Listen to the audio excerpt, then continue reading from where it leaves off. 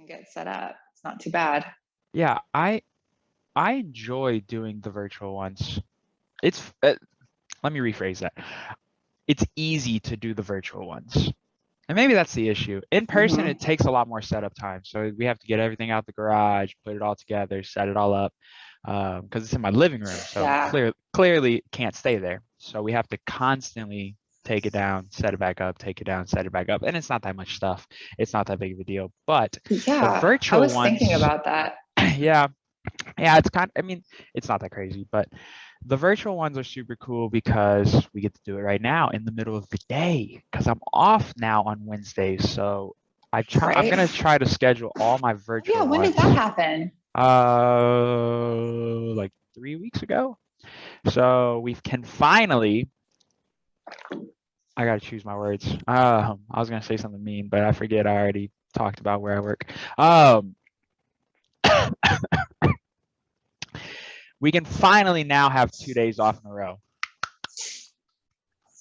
So I've been off 2 days off in a row. That's quality of life. Oh, dude, it's amazing. That's very refreshing. It is pretty amazing because if I want to do something, I can leave Monday night and don't have to be back until Thursday. So that's pretty cool. That is very cool. No, it's not bad. But yeah, so the virtual ones, I think I'm gonna try to plan them on Wednesday so that I can do them in the middle of the day and still have the rest of my night instead of waiting all day and then having them at the end of the day and then not being able to do nothing else. So now I can still do this and go train Muay Thai tonight, which I'm not. I'm going to get all you can eat Korean barbecue. But if I wanted to, though, I could. Those are similar activities. Yeah. Both of them require my hands. And in a way, not that fists enter my mouth, but they do hit me in the mouth and the food is going. Maybe I'll miss and and it'll be like the same thing. Yeah. I mean, both can cause pain. Like if you eat too much, if you overeat. There's a lot of parallels here between all you can eat Korean barbecue and we could probably go all day. Oh, we could. However, though, started. Is this now our podcast topic? Oh yeah, for sure. So we're like 3 minutes in now. Oh, okay. Yeah. So hi everybody. My name is Caitlin Boudreaux. I am a lot of things, but I guess we'll start with I am a real estate agent in Austin, Texas. And yes, specifically this man's real estate agent. And I would say Austin, Texas, but really honestly, it's like Austin an hour out or more, depending on what day you catch me.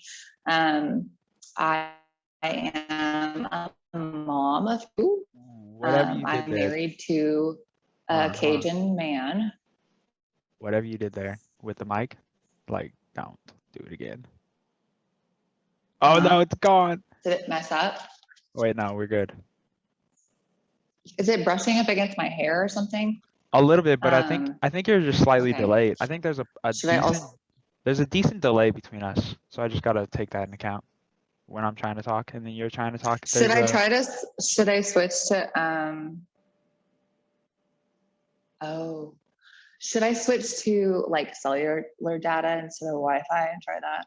I don't know. Is your cellular data better than the Wi-Fi you're on?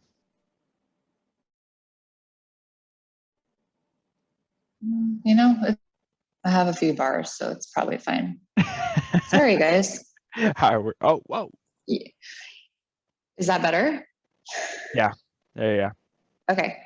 I would also like to preface this podcast with I am working from home, including doing this podcast with 2 children in the house. So bear with me if we have an interruption. I did my best. But, I'm sure after a year of COVID and everybody working from home, we all kind of understand that situation a little bit better. Anyways. It's all good. You were saying you're married to a Cajun man. Yes, I am definitely married to a Cajun man.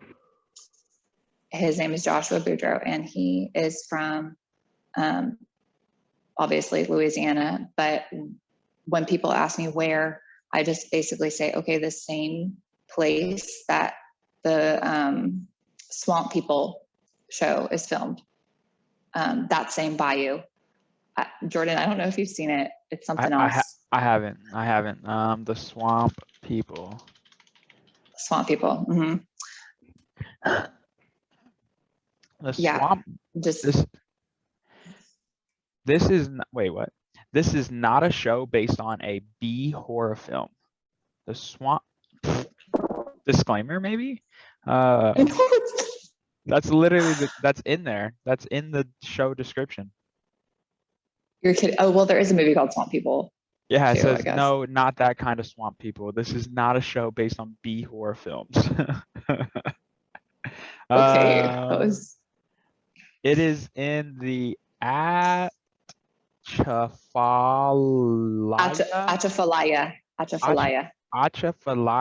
Basin. Well, there you go. Yes. Okay. Anyway, so he's from over there. It's a swamp. There are so many cool people. The culture is really rich in the entire state of Louisiana, but really over there, I would say specifically so. And what else? I mean, okay, so I also am a trained pastry chef. I really have rolled over into real estate much more predominantly. It works better for my schedule. I was spending 4 12 to 16-hour days in the kitchen. And the whole reason I started my pastry business was to spend more time with my kids. So that's not really conducive to doing that. But I will say that real estate's been great. And now I'm just kind of baking for friends and family and the occasional job now. But yeah, that's me. And you're also currently in New Orleans. I am currently in New Orleans, y'all. Yep, we're the Cajun guy I've been talking about. He is working as the interim food and beverage director at the Hotel St. Vincent, which recently has been, it's undergone an incredible renovation, and it is so beautiful. And they just reopened it up. It's got a couple of restaurants in there. It has 75 rooms, right smack dab in the middle of the Lower Garden District. So if y'all get a chance to go, definitely the spot to stay at. That sounds fun. I need to come out there. I've never been to Louisiana or New Orleans, and I think I'd really enjoy it. You would love it. Yeah, no I think I'd enjoy the people and the food. In no particular order. The people are just as amazing as the food, I gotta say. I bet. It's so diverse over here, and Austin's getting more diverse, but you go to the park, I take my kids to the park with my dog, and I'm not just talking to different colors of people, but I'm talking to people from, multiple different walks of life, different ages, from different areas, and everybody gets along. Everybody wants to know your story. Everybody's here to support you and offer whatever kind of advice.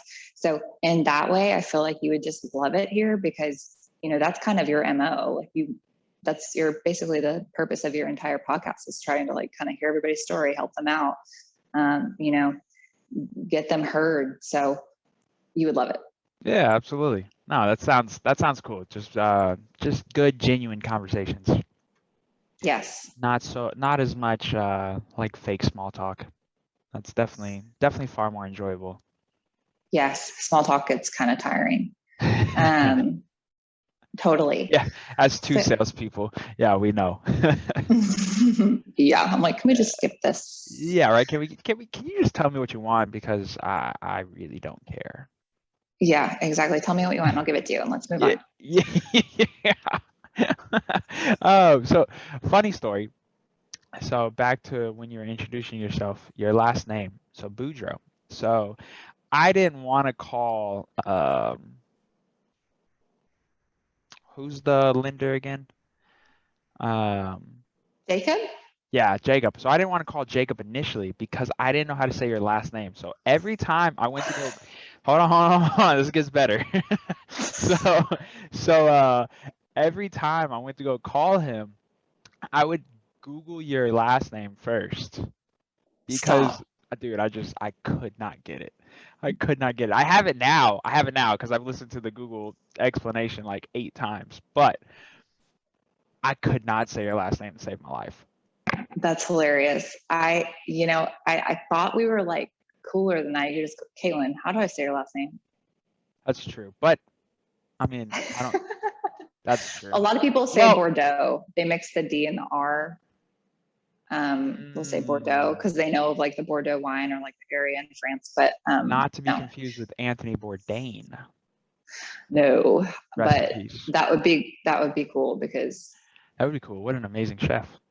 Yeah, I would be honored to be affiliated with him in some way. Speaking of pastries, though, so let's start with that because I think that part is widely interesting because you were on a TV show. No, okay, I almost was on a TV show. Almost, that's right. Fuck, yes. Almost. Damn. So I didn't end up working out. Okay, so I'll start a little bit before that. Talk about that. What was it like leading up to that, or at least auditioning for a TV show? Because nonetheless, that's pretty damn cool. So it was interesting timing when that happened because I had already been working professionally as a pastry chef for like, I think 5 years and, running my business pretty successfly. I worked off of referral, kind of similar to how I do now. Like I didn't really do any advertising. It was all word of mouth. Only, mostly people I knew, or I knew somebody that they knew. And I was busy enough to where like I couldn't even make a website because if I would have made a website, I wouldn't have been able to handle the business. And I'm all about not taking on more than I should. I don't want to, I don't want to sacrifice the quality of my work. I definitely get that because when you made me those fucking cookies, they didn't even last a day. Those are like crap. Whole box of cookies. So those are Grandma Ann's whoopie pies, and that I can't take too much credit because those are my grandmother's recipe. But shout out to Grandma of Caitlin because those cookies are amazing. Yeah, they're really, really good. So I've been doing that. I had already actually gotten my real estate license when I get this call, and they're just like, "Hey," I can't even remember who they got my name from. But they're like, "Would you be interested in being on a Christmas baking competition show on the Food Network?" And I'm like, yeah, obviously. One thing, I don't know if you know about me, Jordan, or I mean, whoever else is listening right now, I am a Christmas freak. I love Christmas.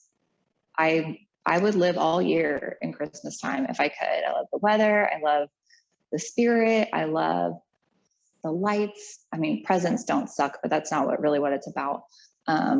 But I was like, okay, this is made for me.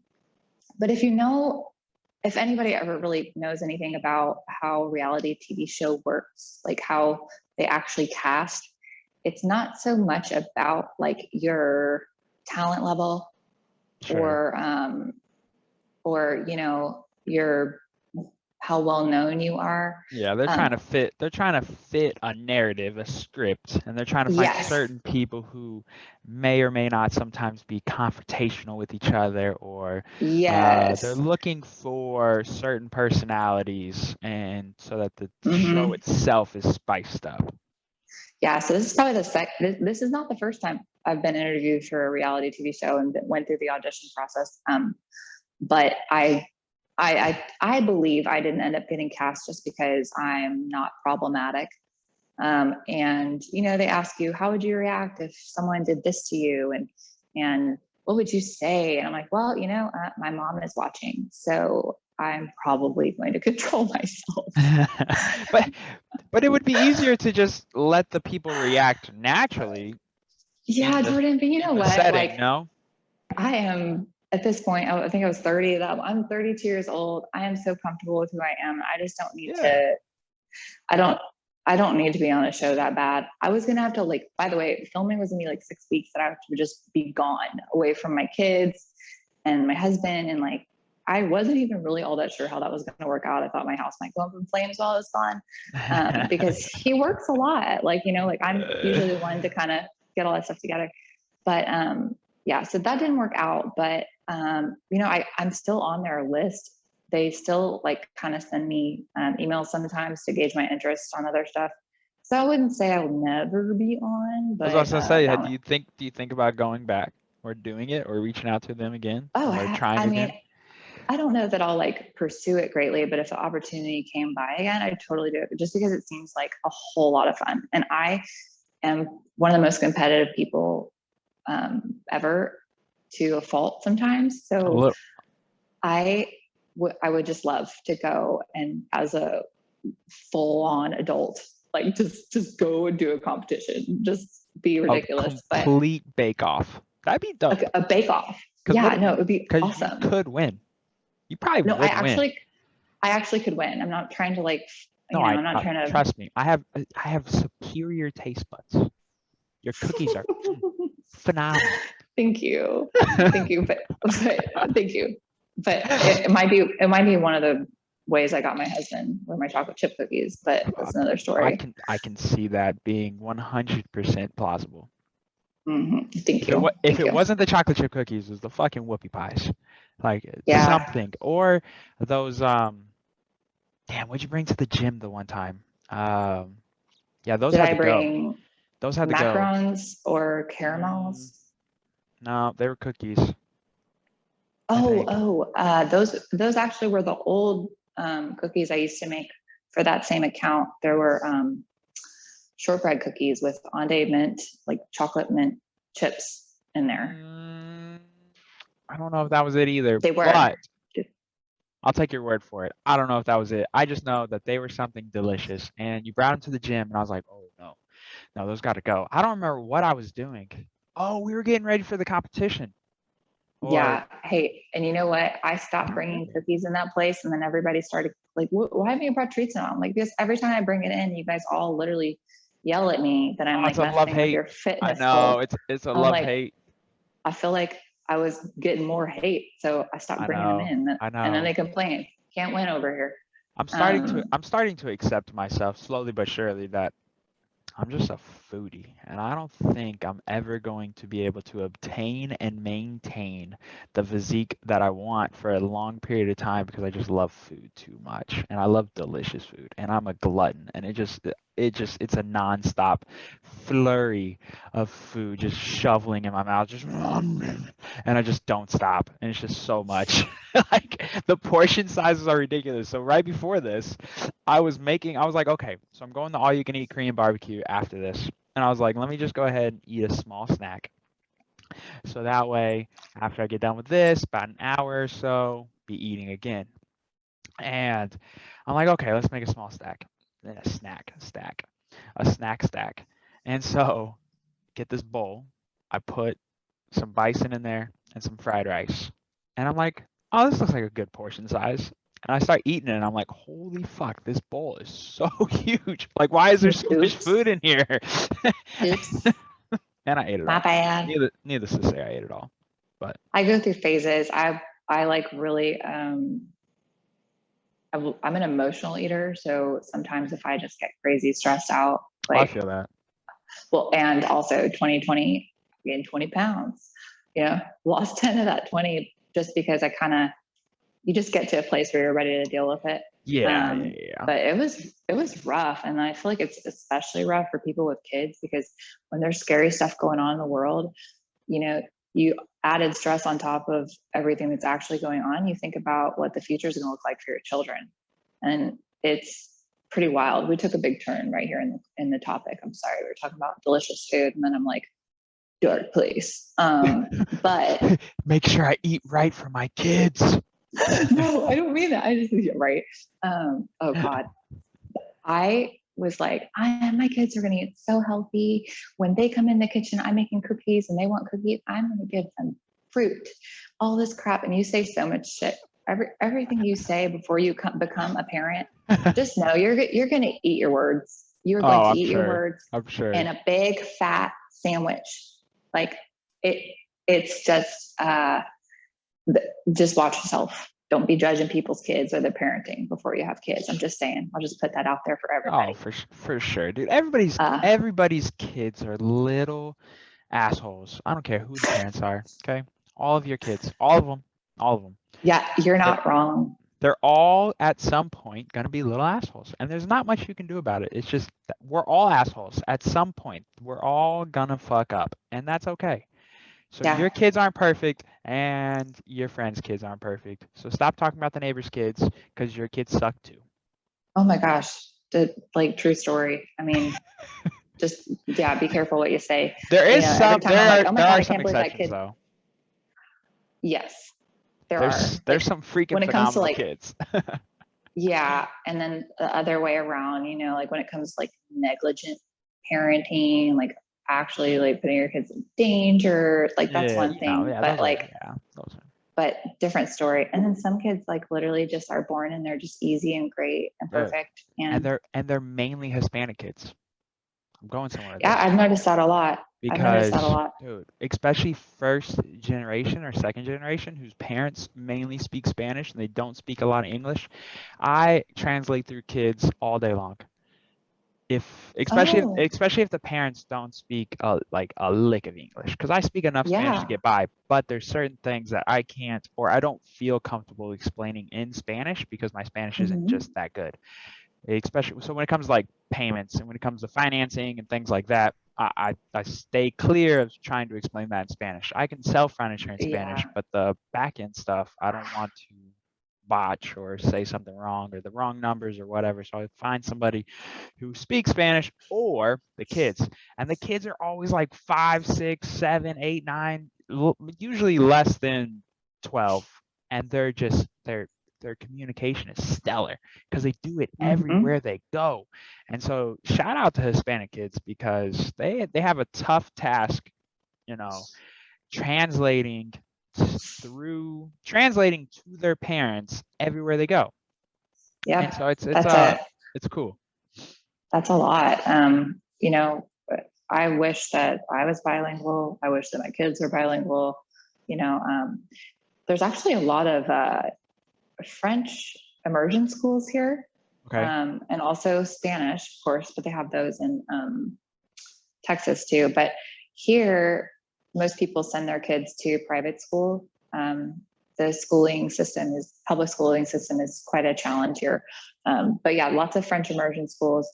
I'm kind of looking, if I were to ever move over here, I'm like, what would that be like? But I think I had a misunderstanding. I think that they already have to know French to go into the French immersion school. Hey, well, they can learn French pretty quick. They're still young.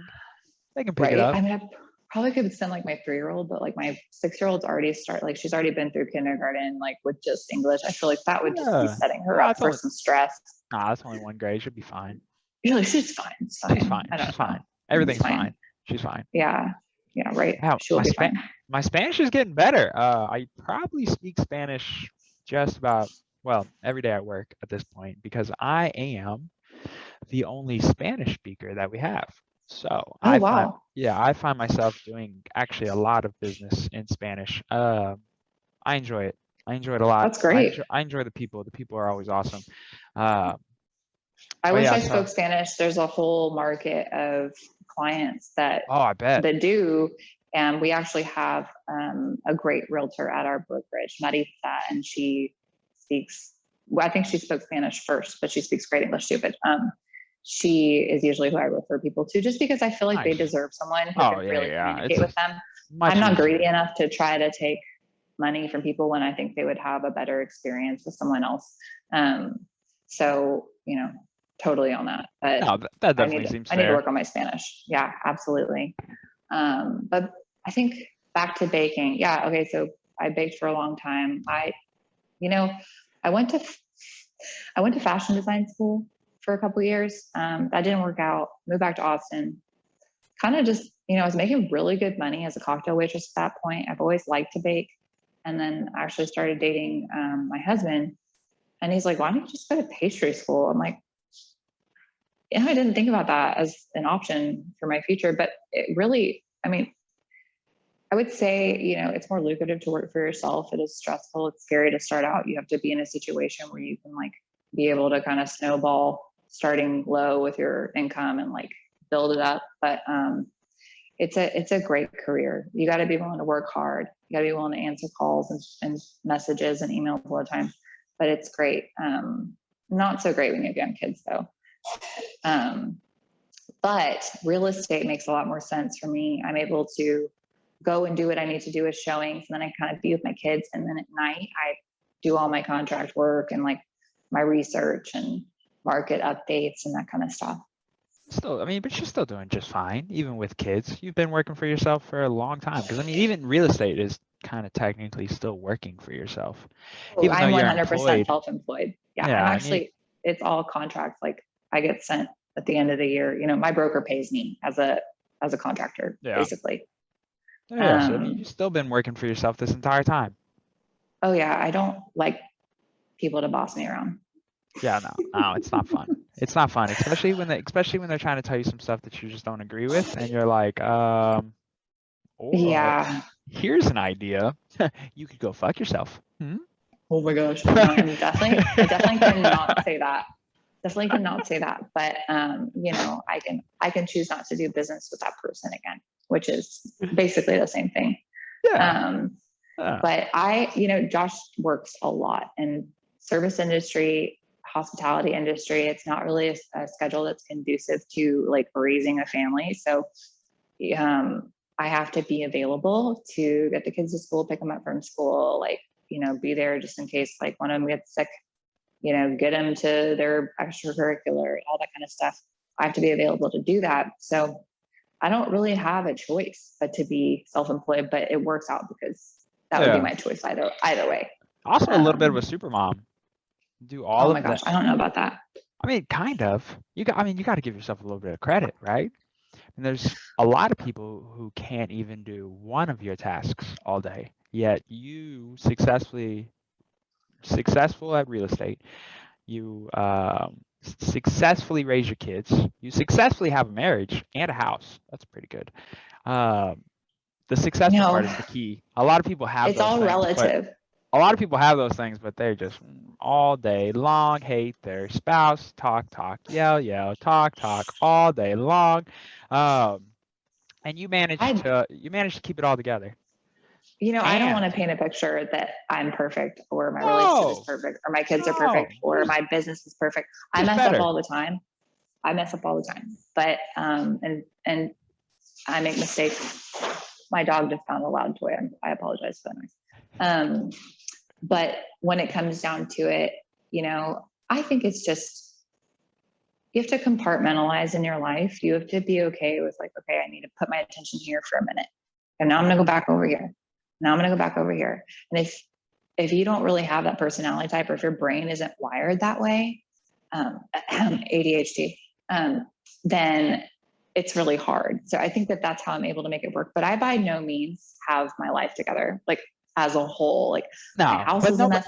My laundry never gets folded. No, you know, I don't let anything slip on real estate just because things are time sensitive and you can't do that. And, you know, I owe it to my clients to do a good job, but, you know, I would say the housekeeping probably falls last. And, you know, I have days where I'm better about spending quality time with the kids than others. And, you know, I say I'm a pretty good wife. I'm not a perfect wife. Like, I'm doing my best. But exactly though. But you're constantly trying in all these things. Each and every one of these things get effort. Like you're doing so many different things. Not to mention, you still work out. You still take care of yourself. You still do a good job. Thank you. I'm trying. I haven't been working out too much in Louisiana just because. It's okay. I haven't been to the gym in a month. It's like hot swamp outside, and then we joined a gym with the premise of that it had childcare. I was so excited. And then we literally get here and they're like, oh no, we don't have childcare because of COVID. And I literally talked to people on the phone. They're like, yeah, we have a great kids club. They didn't mention that it wasn't open. I was like, okay. They're like, we'll open it in the fall. So, okay, why is it still not open? That's crazy. I mean, it's not open at Gold's either. You know, I think at this point, at first it was a COVID thing, but then it became a finances thing. Like, now they realize how much money they can save if they don't do it. Mm-hmm. But they don't realize, you know, Gold's has lost a lot of people, and those people were moms because, you know, having a kids club is pretty much the only. it was the only way I was able to work out consistently. And as a work from home mom, it was the only 1.5 hours a day I got like a break from my kids. I got to go like, you know, work out, get some physical activity, and I got to socialize with adults. You know, like I talk to adults on the phone, but like, you know, I don't see a lot of them, you know? No. So it's very valuable to me. So I definitely need to find a better setup come fall and figure that out, because it's gotta, well, when the kids are in school, it's easier, but it's gotta become a regular part of my routine. My fuse is longer when I get some exercise in, you know, like for I sure. feel better mentally. For sure. I've taken off the last month trying to rehab a hamstring and rehab my shoulder.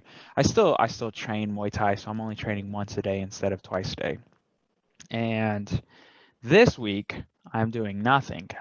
Not training at all. So I'm not doing Muay Thai this week, and I'm dying. Didn't work out in the morning. I'm not working out at night. It's killing me, which is a good thing, because it means that I'm getting to the point where it's like, all right, it's time to go back. It's time to get back into routine. And if we hurt, fuck it. I just got to keep going. Yeah. Because I'm at the point now where it's been a month and I'm like, all right, I don't think I can go another week without working out. It's too much.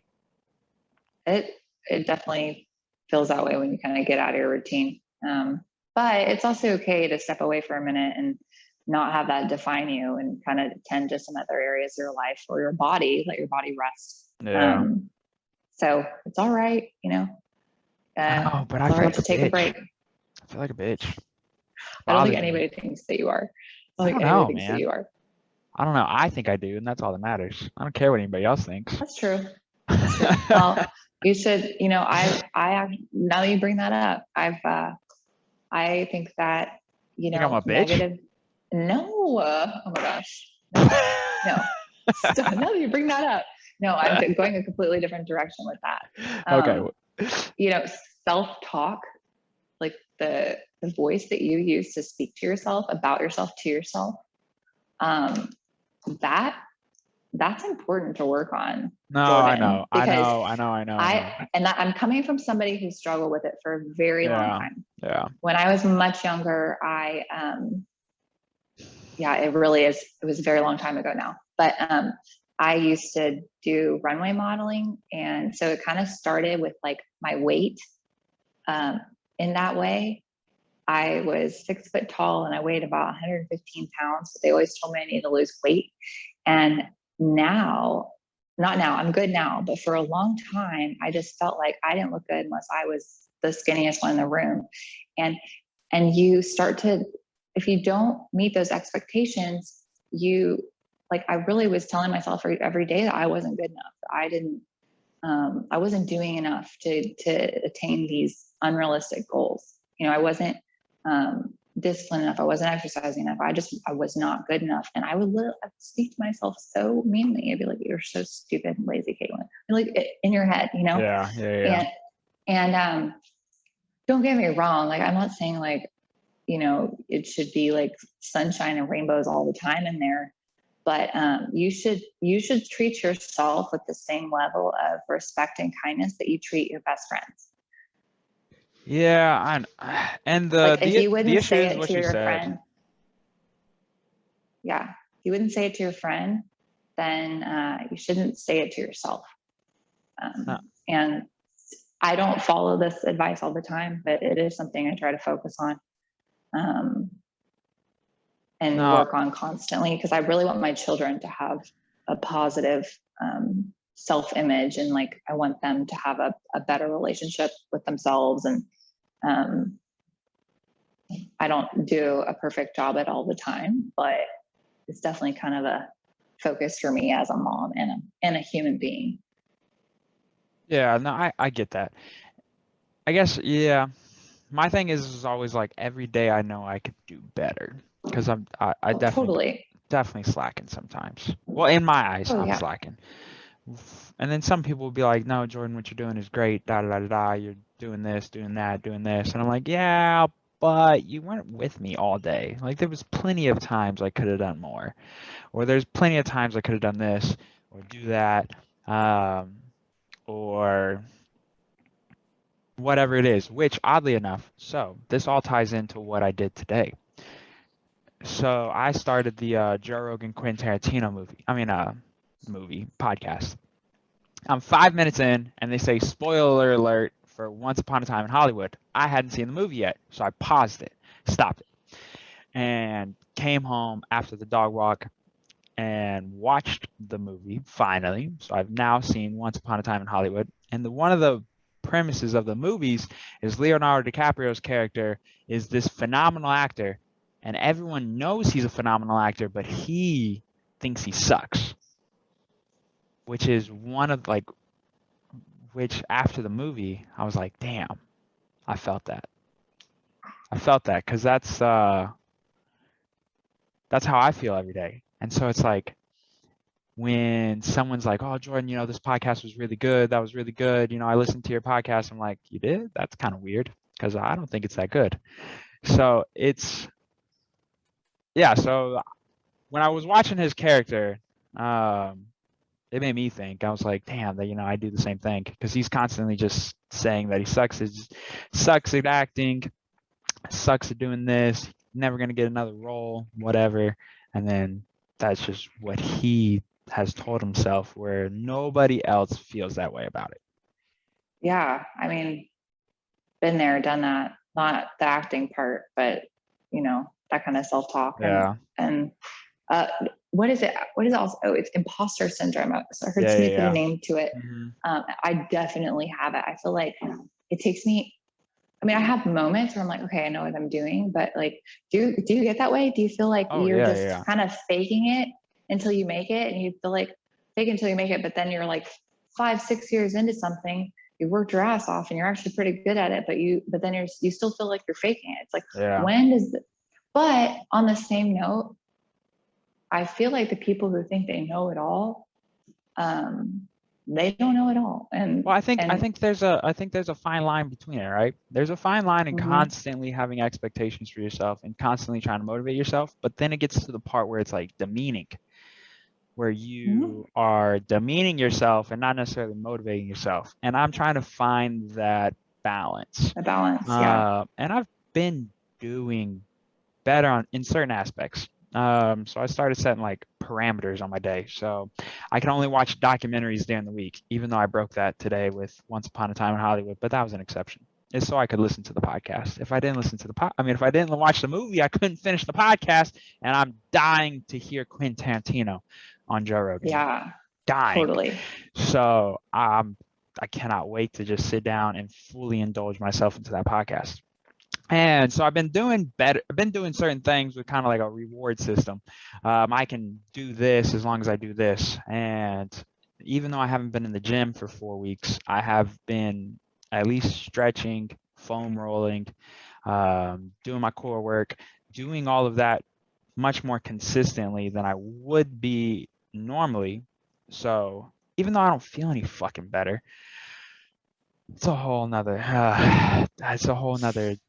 issue. I still hurt. I'm like, I don't get it. What do you? So that's why I said next week I'm going back no matter what, injured or not injured. I don't care anymore, because I'm that person who's constantly injured, and so it's frustrating. I'm like always hurting, and I'm like, dude, I feel like I take better care of myself than most people who work out more consistently than I do.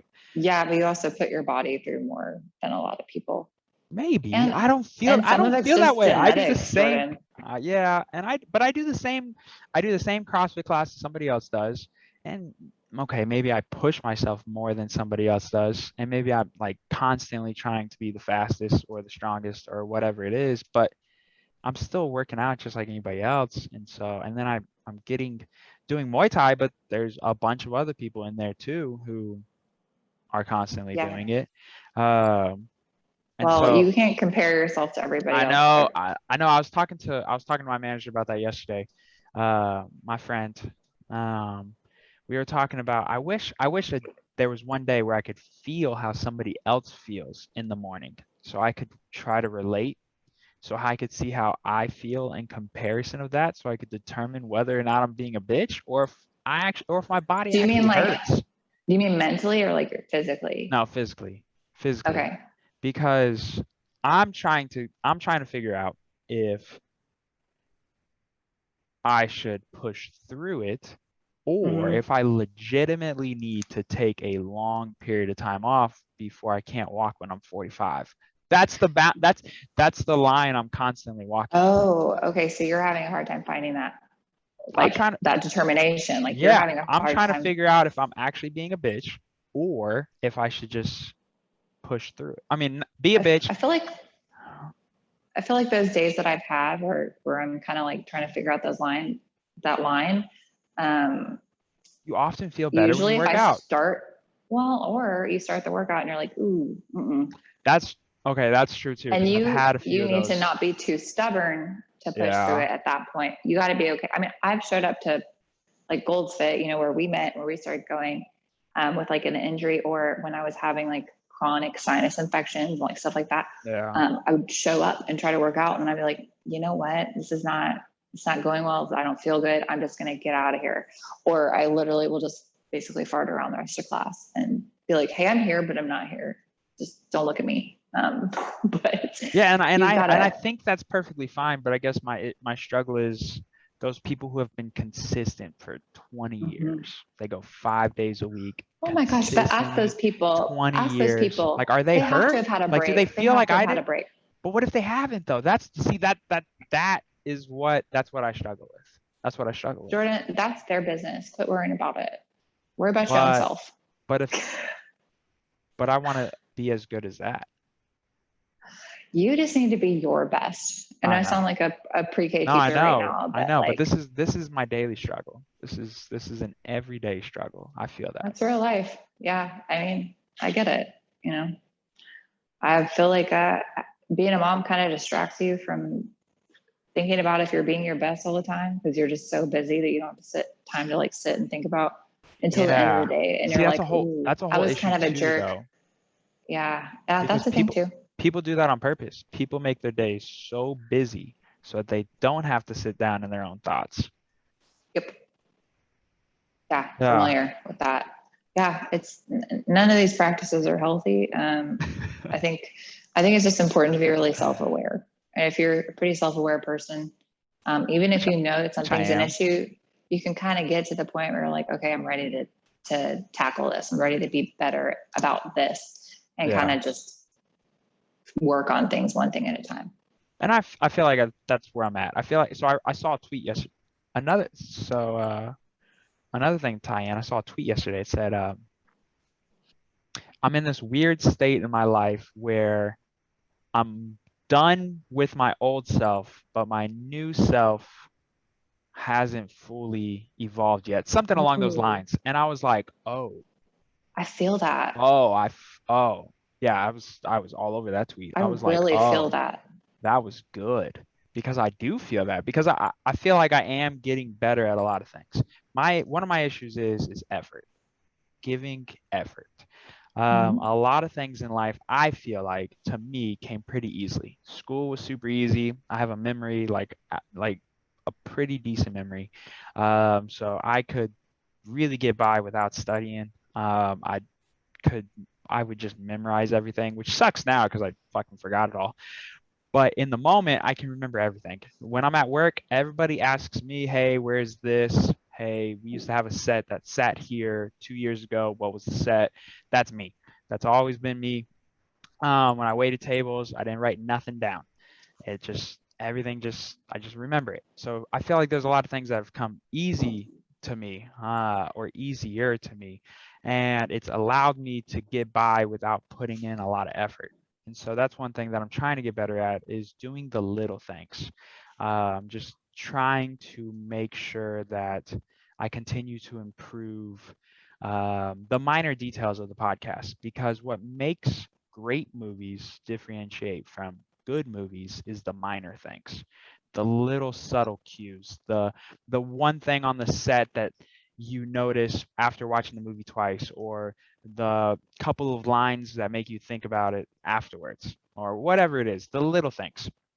something that like Quentin Tarantino does really good, or James Cameron does really good, Christopher Nolan does really good. And that's what I'm trying to get better at, is making sure that I do the little things better. You could also do a good practice for, you know, and I know where you're coming from with school. I could put fairly minimal effort in and make A's. I could, you know, there are certain things that everybody excels at.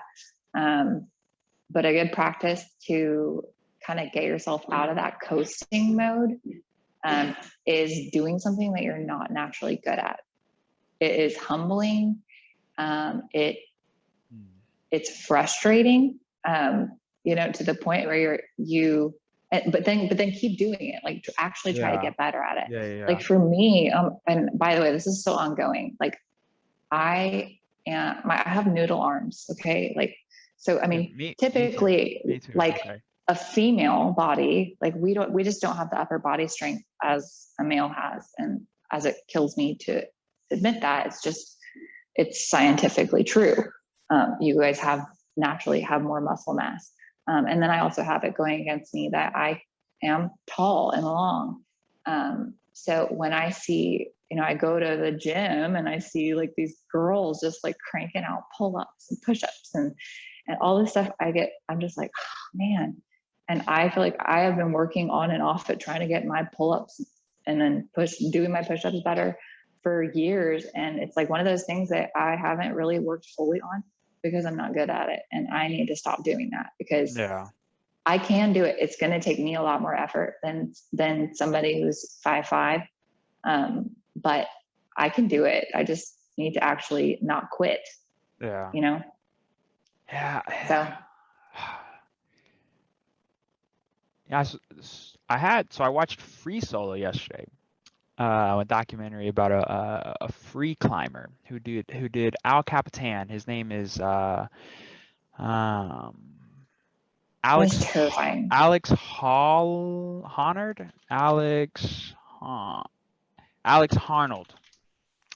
So this guy, holy shit! If you haven't watched the documentary, watch it. I feel it might make me have a panic attack, so I'm gonna pass on that's that. what that's what I was just about to say though. You can't watch it before bed.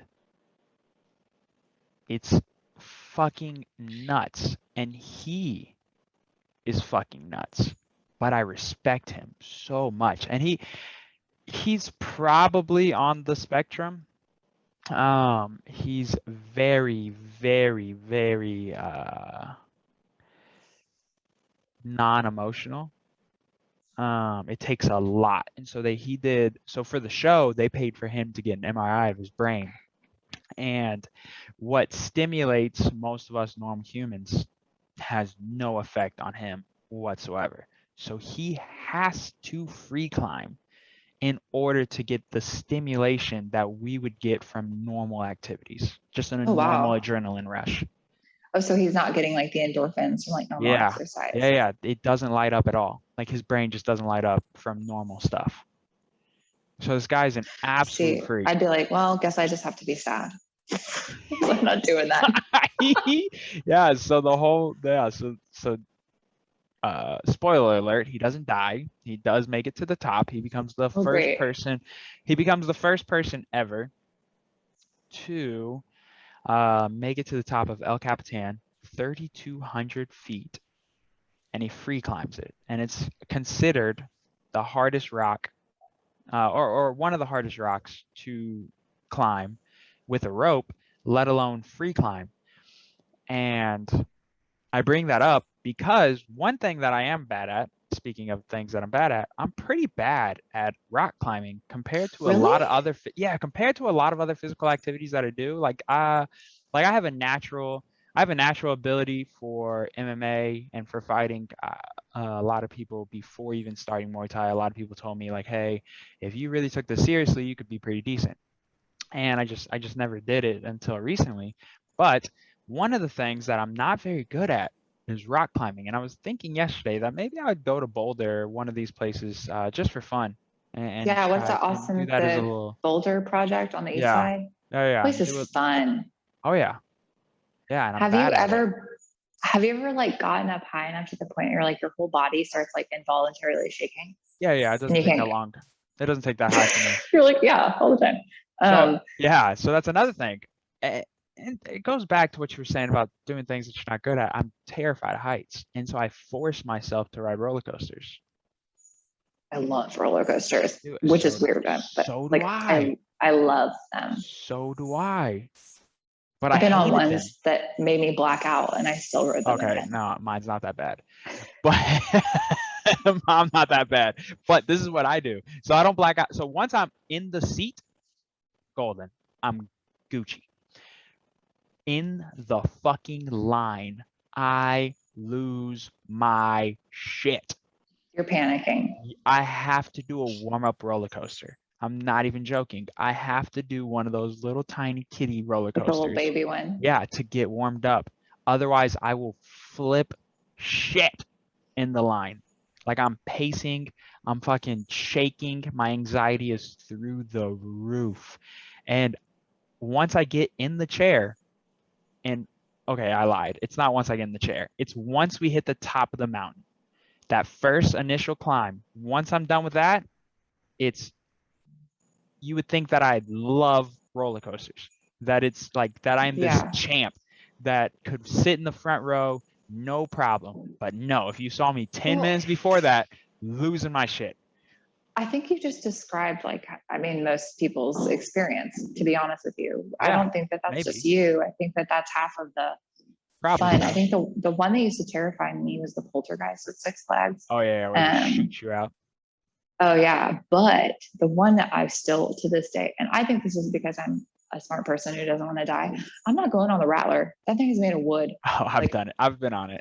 I think I went on it once, and I was like, never again. Yeah. You know what the one I won't do? I won't do the drop. I won't do the drop zone. Oh hell, I do that. It's so cool. Okay, have you ever been to Disney World?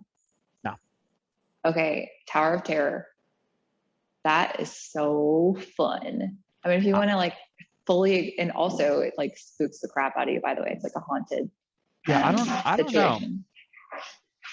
Oh, is that the one when you're like inside, like on an elevator thingy? Yeah, it takes you through. You're literally in an elevator. It takes you through this like very scary situation where there's like ghosts everywhere, and they're trying to scare the life out of you, and then literally it just drops you with no warning.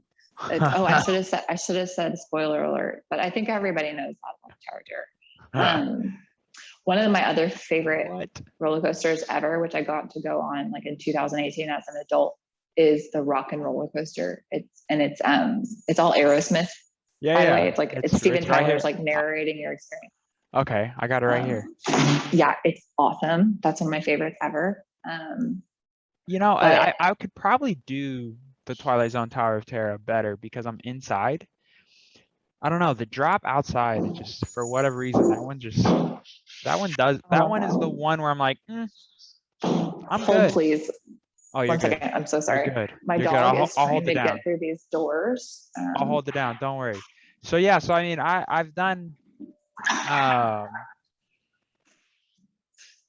all the rides. I've done all the rides at Cedar Point, right? Cedar Point? Yeah.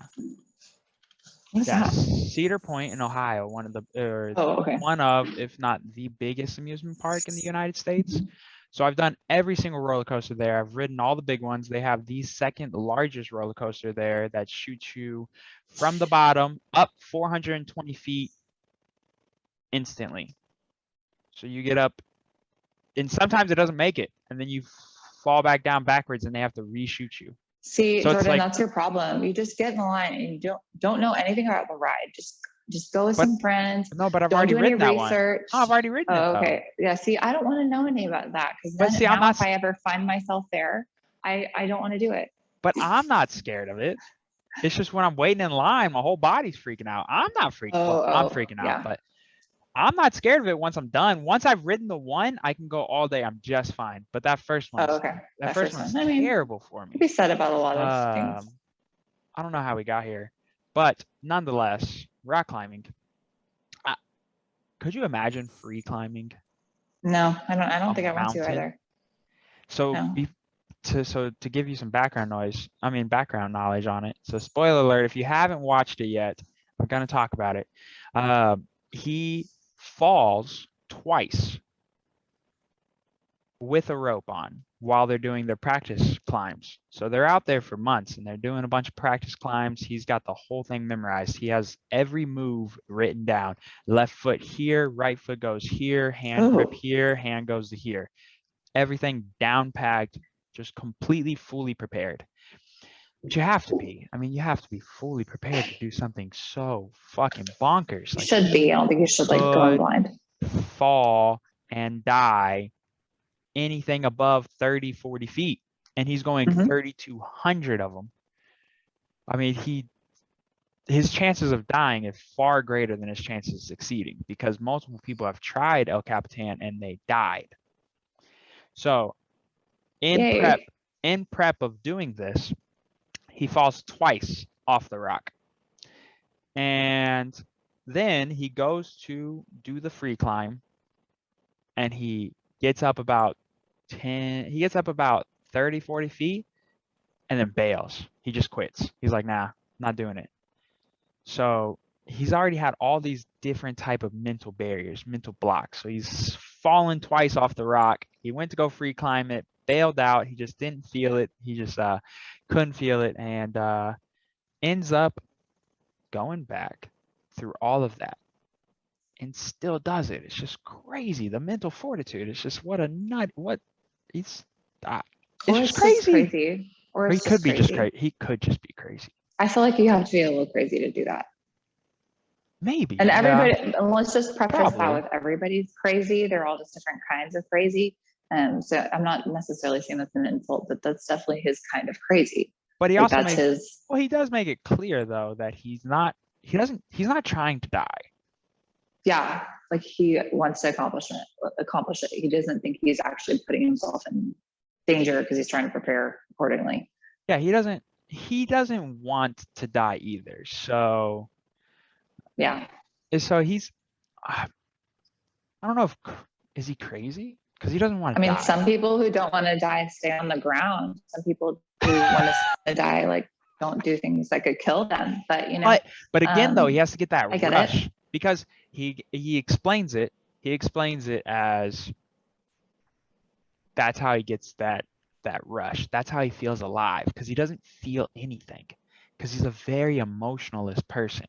And on a very small scale, I get that to a certain extent because I'm not as emotional about certain things. I'm not a very sympathetic person. And so the reason why I do Muay Thai, and I think a reason a lot of people do it, is because it makes you feel alive. When you get punched in the mouth, you're like, oh shit, we do exist. Like this is real. Life is real. And for him, he just has to take do you have good health insurance? Yeah, I think so.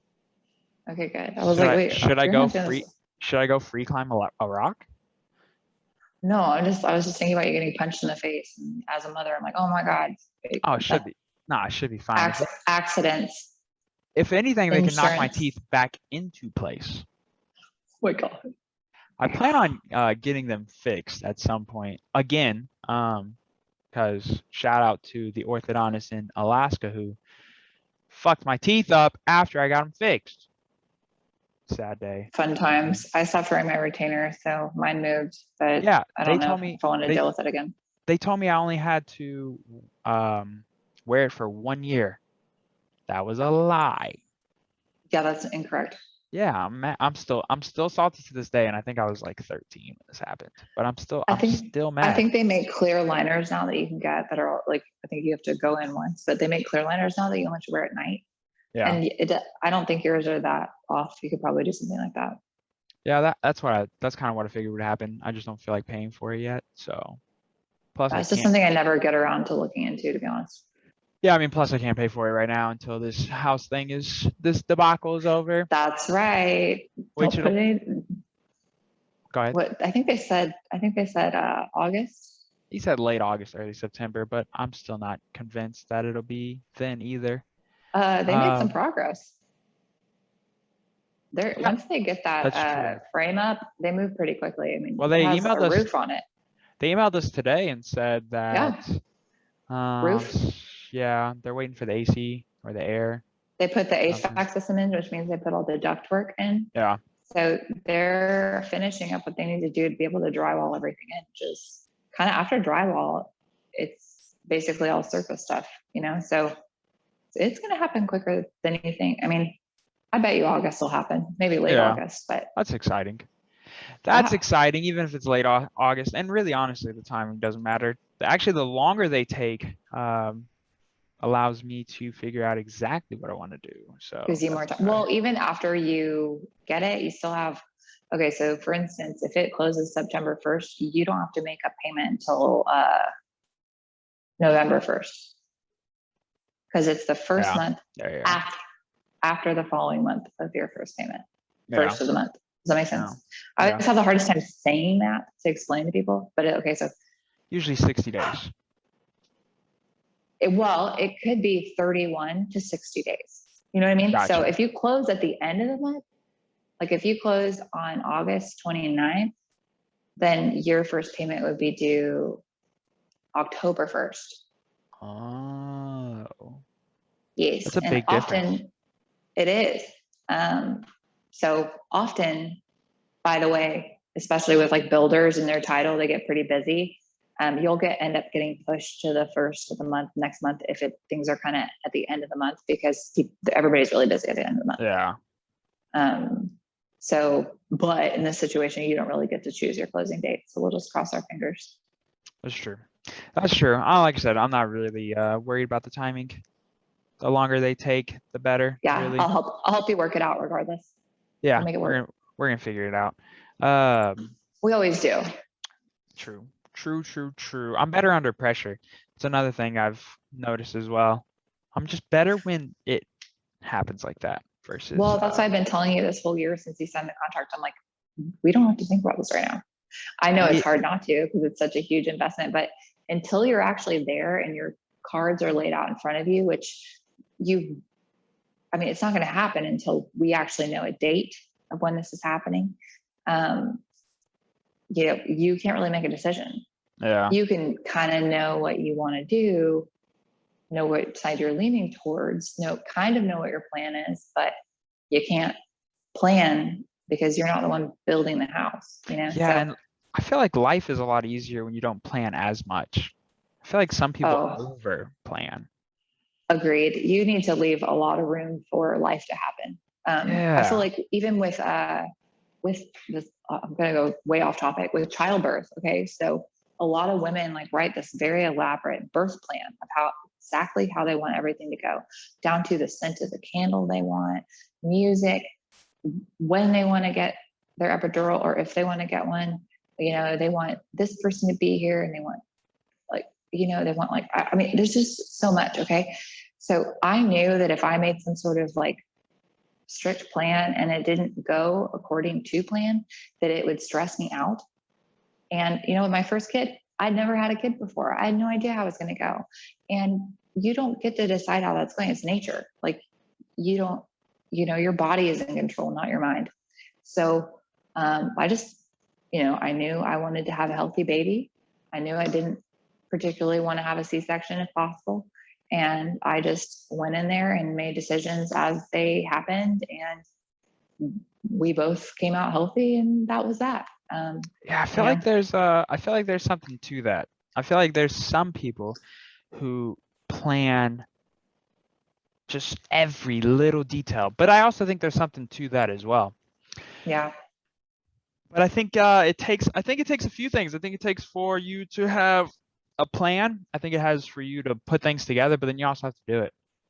I mean, make the plan, but as long as you're willing and able to adapt when things change, because they're going to. Yeah, but I agree. If with a strict plan, I would stress out at the very slightest alteration. Yeah, because if one thing goes wrong, it's like a domino effect. You have to change everything. But I've also noticed that sometimes I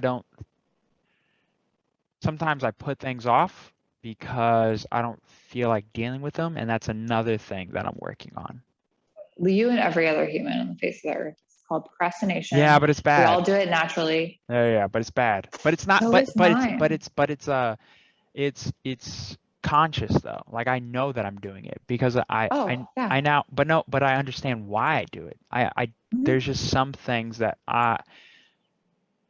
there's some things, like for instance, so I had an article come out today. When y'all watch this, it would had came out on June 30th. So when you watch this, it'll be a couple weeks from now. When you watch this, June 30th, I had an article that came out for Shout Out DFW. So it's a news article up in Dallas Fort Worth. My friend Oh, Deontay cool. nominated me. They did an article on me. And Awesome.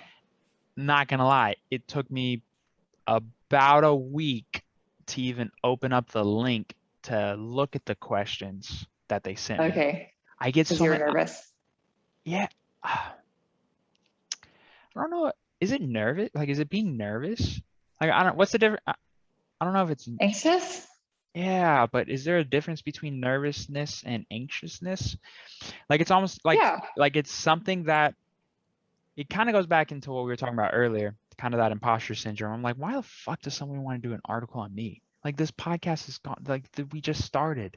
It's June. We started in March. This is episode maybe 18, 19. Why does somebody want to do an article on me? It's like this. I haven't made $1. This isn't blown up. I have 138 subscribers. Why does someone care about this? And so I guess it goes back to what we were saying about just thinking that you're not good enough to be doing something somebody else is doing. I mean, I think everybody would be lying if they said they didn't have those kinds of thoughts. I probably had a couple of the same thoughts about our interview today. And I was like, should I prepare stuff I want to talk about? Like, am I interesting enough to even be interviewed? Like, maybe not. But at the end of the day, I'm here, you're here, like you're doing your thing. I'm here to support you. A ton of other people are. Like, just keep doing your thing. Who gives a shit? Yeah. And that's Who what I'm cares? trying, and that's the mentality that I'm trying to get to.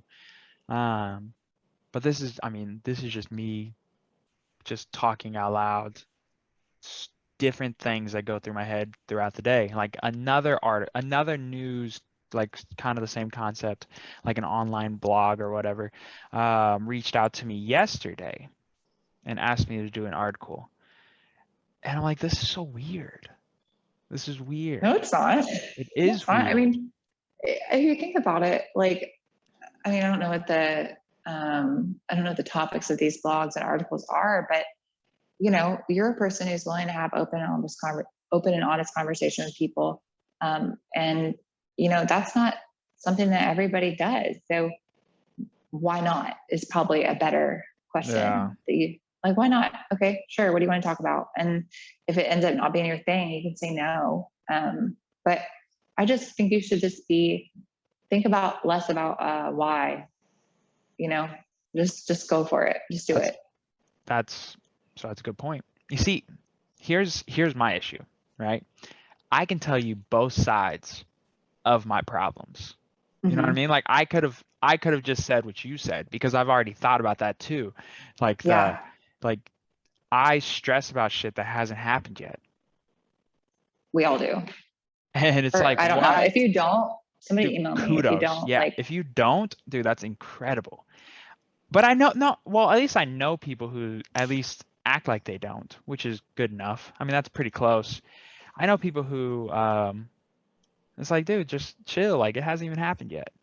Like the whole house thing, like you were just saying, like we really won't know what we're gonna do until a couple days before the closing, and that's perfectly fine because we can make the best decision at that moment. We can't make the best decision today because we don't know any of the variables yet. So yeah, well, and see, you and I have had sense. multiple meetings throughout this year about this same topic, and every time your decision or your opinion or your feelings on it are slightly different because of where you're at that moment. Yeah. So at the end of the day, like I've explained to you, regardless of what you do right with this investment, it has put you forward in some way. So just enjoy wherever it takes you at that moment. Like we'll cross that bridge when we come to it. I say all the time. That's what I'm trying to get. That's what I'm trying to get to, and that's what I'm trying to get to. don't be fooled. Okay. Like, listen, I'm the calm duck on top of the water. No, I know. Okay. I know. I'm I like, think that's I all of got us. you. Yeah. But like, I've got the little web feet in this one. Okay. That's weird. But I'm the one like paddling over here. You can focus on what you're doing. Yeah. You know, that's my job to worry about if there's any issues. But I also think that's one of the reasons why this podcast is so important, or at least I think it's kind of important for people, is because because I don't really have anybody who knows me, I'm pretty much an open book. I don't really have too many problems talking about what goes on in my head, mainly because I think that, like you said, you feel the same way oftentimes about different things that I'm stressing about, or different things, and you react very similarly in whatever situation for you particularly. And I think one of the things is that people need to understand, or people need to hear more often, is that you're not the only one that feels that way. Totally. And well, that's kind of the gist of this podcast, which is great. I mean, so many episodes that I've listened to so far, I'm like, oh man, yeah, absolutely. Like, you have so many moments where you're like, I am not alone. I am not alone. If you get nothing from, like, if I literally got nothing else from these episodes that I'm listening to or watching, I at least am getting some sort of like human relatability. I'm feeling like, okay, I'm not alone in feeling this. I'm not alone in doing this. I'm not alone in being in this place in my life. You know, it's or you're getting a different perspective of a situation that you might not have thought about before. You know, that's what we're here for. And yeah. Well, forgive me for generalizing your entire purpose, but I think that's what's going on. But but you're not far off though. You're not far off. And, yeah. and I think as it continues to evolve, maybe the purpose changes and maybe the theme changes or yeah, whatever. It might have a different or more specific direction at some point. Yeah. But as of now. But at the moment, I think the primary takeaway for a lot of people is that you're not alone in the way that you feel. Absolutely. Constant times I got to remind myself, like, I'm always like, man, I'm such a weird dude. But then I'm like, and then I see actual weird people, like really people who are off. What's weird, Jordan? What's weird? That's what I'm saying. It's my point exactly. I don't know. Sometimes if you're not weird, you're boring. Maybe. Like, maybe. I don't know. To me, Sometimes weird is interesting. I don't know. Just some nights I just don't like. You feel you're the only one like that. Yeah, some days. Yes, for sure. But specifically, I talk all day. That's my job. And then I do this. It's a lot of talking. So at night, sometimes I just don't want to talk at all. And so sometimes I have weird interactions just walking around, just walking the dog around. Like oh my God, you and me both, dude. You know, like, but yours might be a little bit different, especially being a female, compared to me being more awkward than. Do you know how many awkward conversations that I cause dude, on a weekly basis? Bro. I am so weird. You have no idea. Maybe you're not the right person to talk to about this, because I think we're too similar there. Maybe we're both just fucking weird. Yeah, and I am pretty self-aware about it, but it comes down to it. I'm like, oh, that's not something somebody would normally say or share, or you know, like. Yes.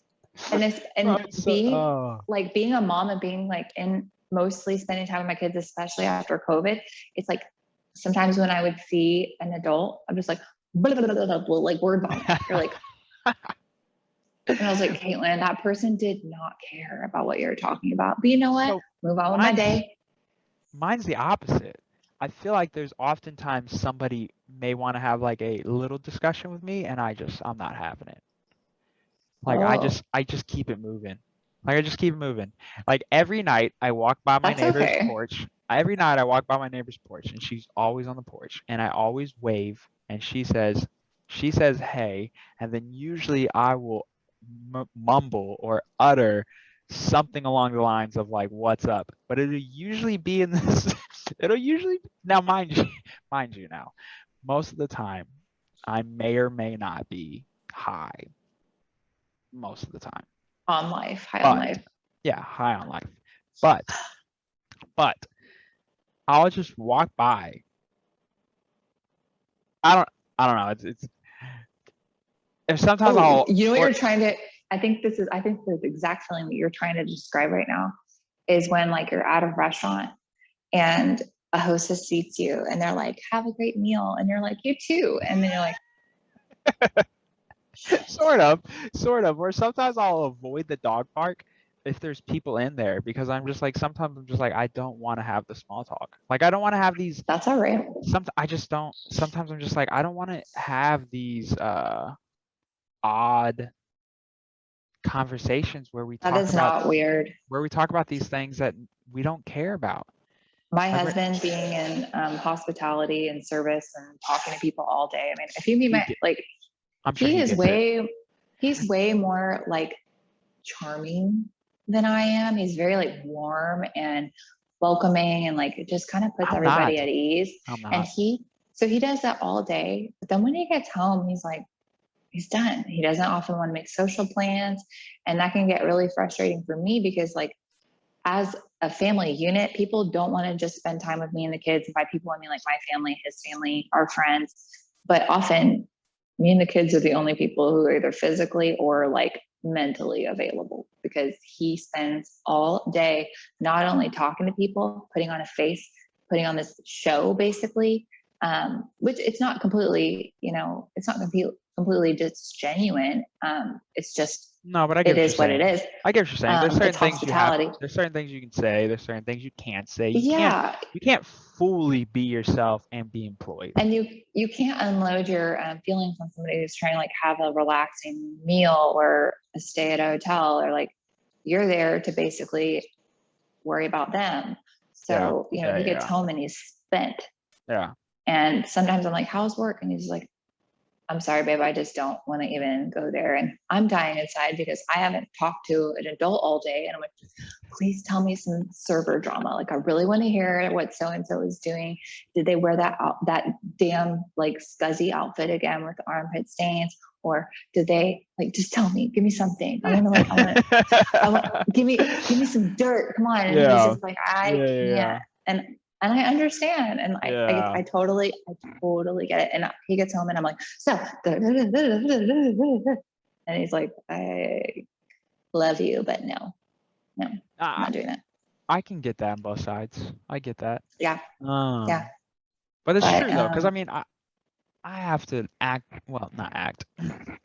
I care very much about the person's sofa, a lot, so much. And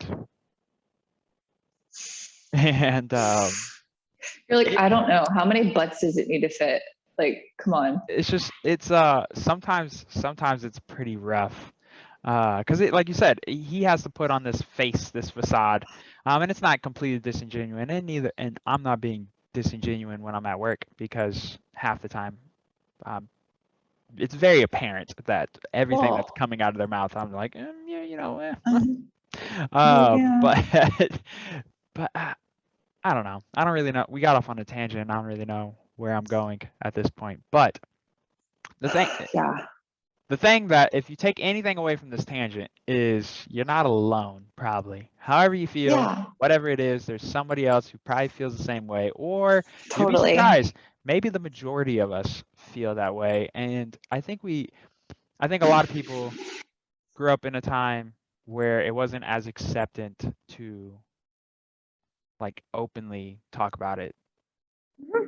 Totally. It's very different how like mental health, speaking about your feelings or what you're going through, admitting that you're not okay, you know.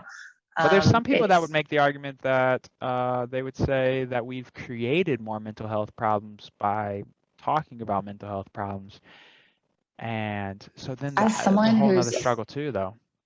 We'll dive down into that for a minute, because it's like the peanut allergy. We created the peanut allergy. That wasn't a thing before the 70s. Yeah, because they told people not to eat peanuts, or not to give children peanuts. So then we created this peanut allergy to the point where now you can't have fucking peanuts on a plane. Like, that's absurd. I can't even send my kids to school with a peanut butter jelly sandwich.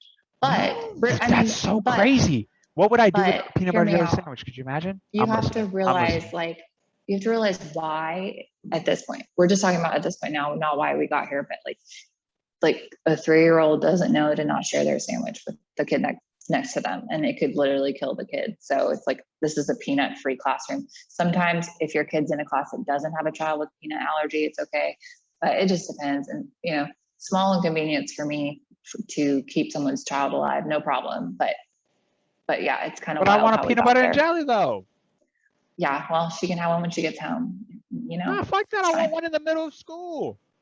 Well, do you know what, Jordan? Like, is your sandwich worth someone like not being able to breathe and dying? Like, the answer is no.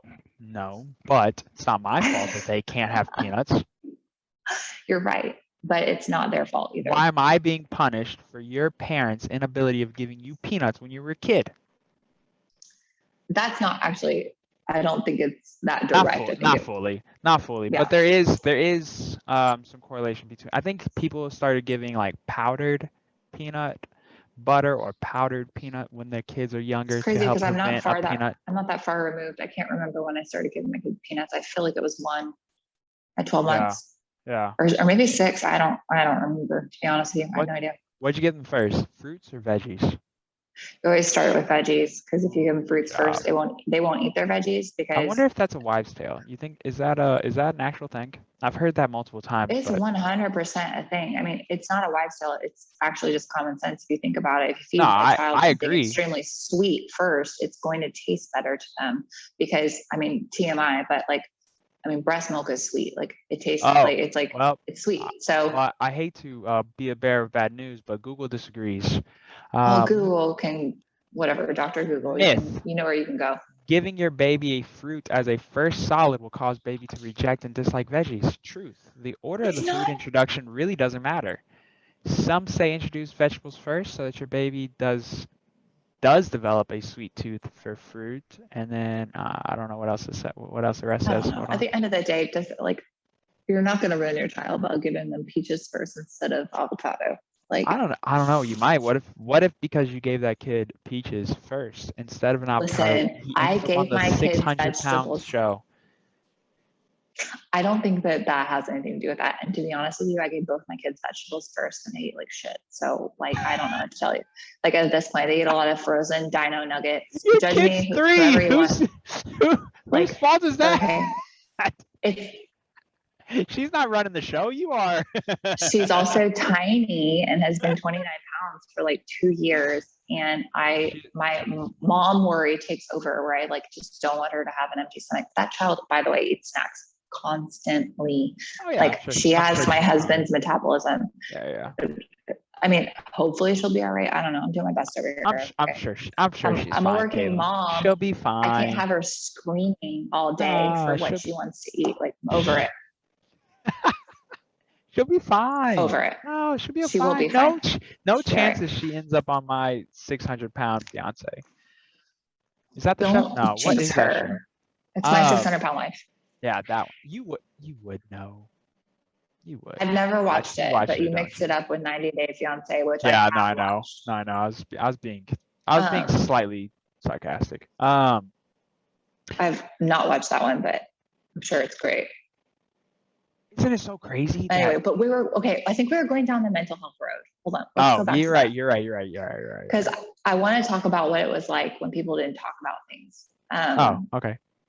As a kid who went through some pretty big stuff younger, I don't want this whole podcast to become about this, but I think it is important. I don't think the whole podcast could become about this, because we're like an hour and a half in, so I think you could take it. Okay, perfect. Yeah, I think you're good. Okay, go for it. Okay, so I have lost 2 brothers, and one, my oldest brother, Michael, he literally got in a fight at school. He hit his head wrong, and he went to sleep with a concussion. He lived at his mother's house at that time, and I don't really know all the details. I was only 11, but he, I get a call. I get picked up from school early, and we go to the hospital. I'm thinking, okay, this kid was a disaster. He was just always hurting himself, always getting in trouble, just like he was all over the place. I mean, a disaster. He just was that kid. But so when they told me I was at the hospital, I'm like, oh, okay, let's go visit him, make him feel better, and he's gonna be fine. But then I get there, And I'm in a room with my dad and my stepmom, and they're talking about what they're going to do with his organs that are being donated. Okay. So at this point, I am just like, what the hell is going on? You know, the funeral comes, the funeral goes. My parents kind of preemptively went ahead and put me in counseling. My parents are great, caring parents. They've always done their best. They're divorced and remarried, but they've always worked together to parent me. You know, put me in counseling immediately. I wasn't really like, it hadn't set in yet what had happened. I could, as an 11-year-old, you can't really grasp that, that someone is gone forever. Like you can't totally get that. So, you know, I didn't really want to talk about it with my friends. I didn't want to be that girl that, you know, because I went back to school, and of course kids are going to stare at you. They're going to be like, oh, you know, they all knew that my brother had passed away and I'd been out of school. I didn't want to talk about it. So instead I bottled it up and held it inside and really struggled with it. Every time I would get sad, about something unrelated, that would come into play. I would think about how much I miss Michael. And, you know, we did have a really special bond.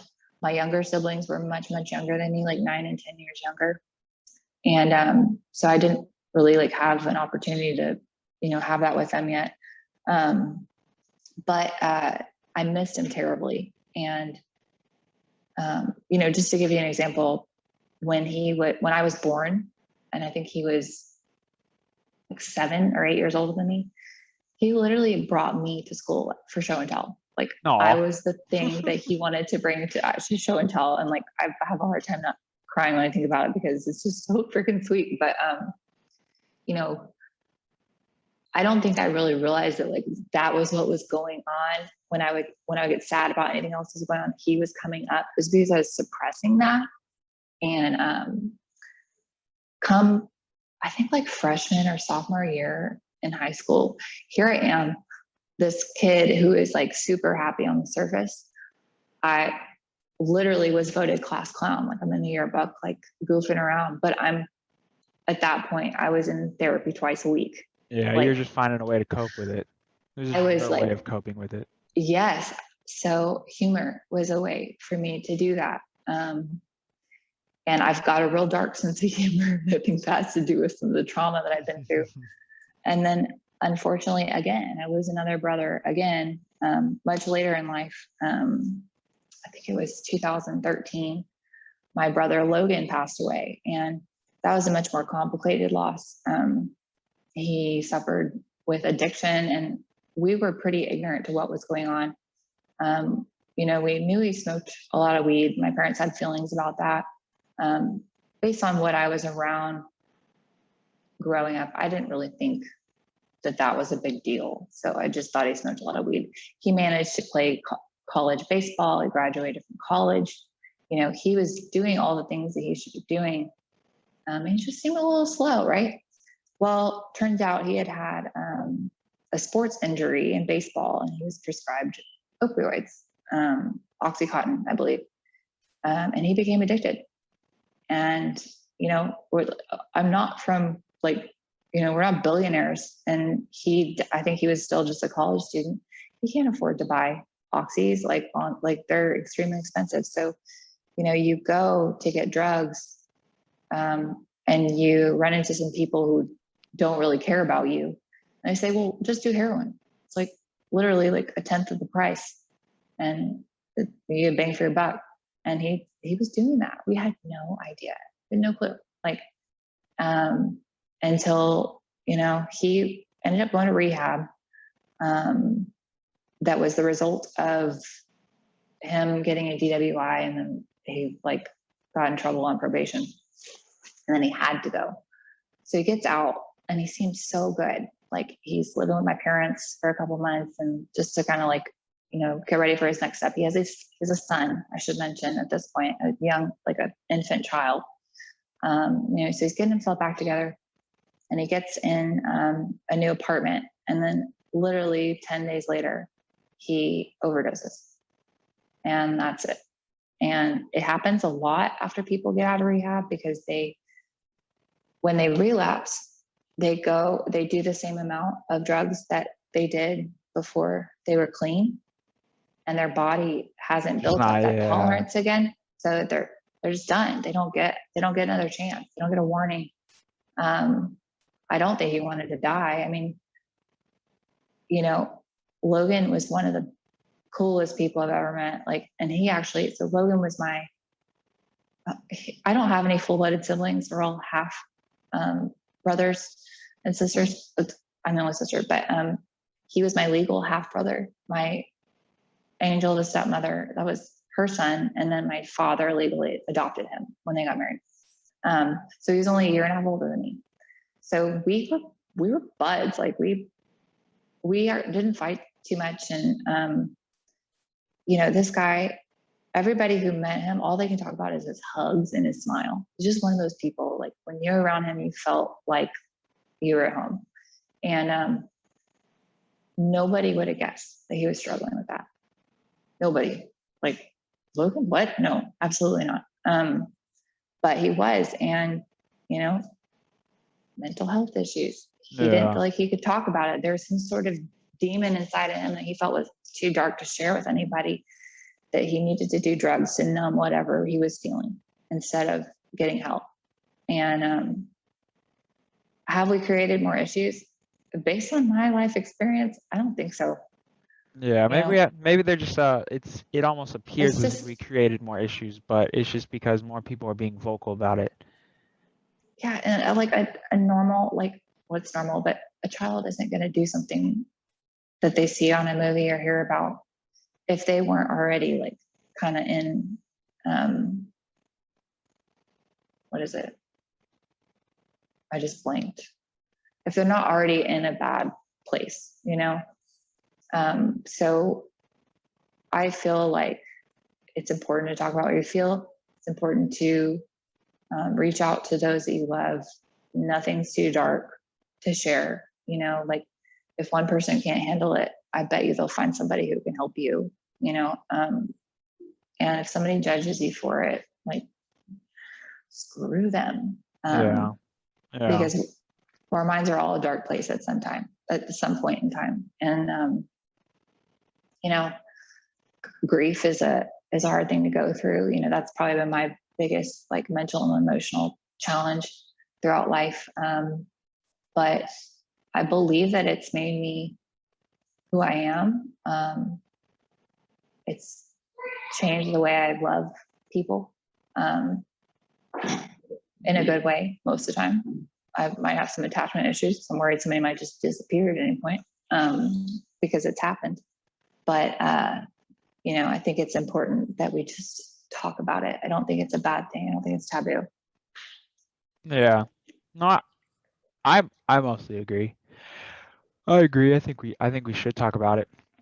I guess it's like anything. I guess some people's issues are always those people that take it too far. They take it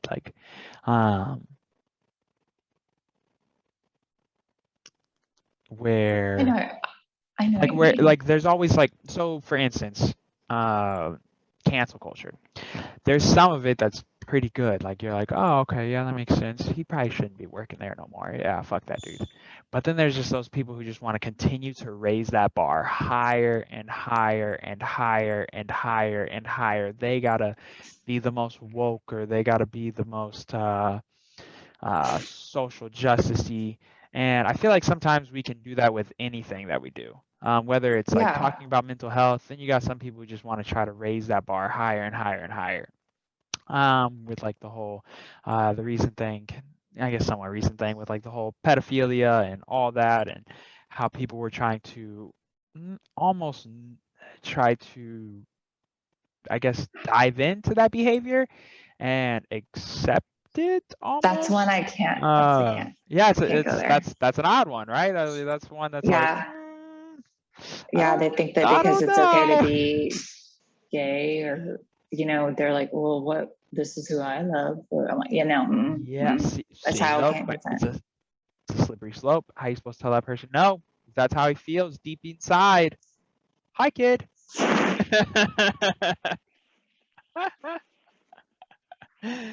Hi. We have a special on guest. that note, yeah. Hey, baby, go on. You beg for screen time all the time. Go play your iPad with your headphones. Okay. Anyways, well, good. We made well, it good pretty far afternoon. without that happening. Yeah. No, you're good. But yeah, I mean, there's Um, always people that want to raise, and I think, so I always see like the argument on both sides, especially when it comes to the what we're experiencing now, with every business having troubles finding people to show up to work. Don't get me started. So we have people on both ends of the spectrum, and I understand a little bit of both. You have the people who are like, take your ass to work, go work. Yeah. You're fine. You're fine. I Sorry, saw my mom face. Baby, go. It's like, take your ass to work. You should be at work. Stop staying at home and mooching off the government. And then the other half is like, well, I can make more money staying home because my job pays like shit. I understand both sides. Yeah. Unemployment shouldn't pay more than your job. No, it shouldn't. However, though, it is a life choice to work at that job. What are you doing that has put you in a position? I'm torn on that one too, Jordan, because I think you just touched on something really important that we should talk about. Go for it. Because I always used to think, I used to get, kind of perplexed when people would talk about privilege, white privilege. Let's just use that as an example, because that's probably the one where I really started to think about it. I have a good story about that. It's not that I am from some privileged background that I never had any struggles. I had as much money as I wanted, how much, opportunity. It's not about that.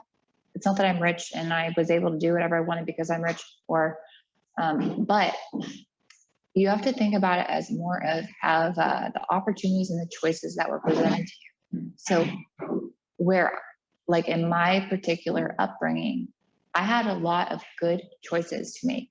Yeah. I had bad choices available to me as well, and I made some of them, but I had good choices. They're far and in between. Yes, and I may have had bad things happen to me in my life. I may have been discriminated against in some way, and I am a woman, so like let's not forget that. Constantly to this day, I'm patronized in both industries that I work in, but at the end of the day, the color of my skin didn't keep me from doing anything in my life. And that is a really, really, really big thing.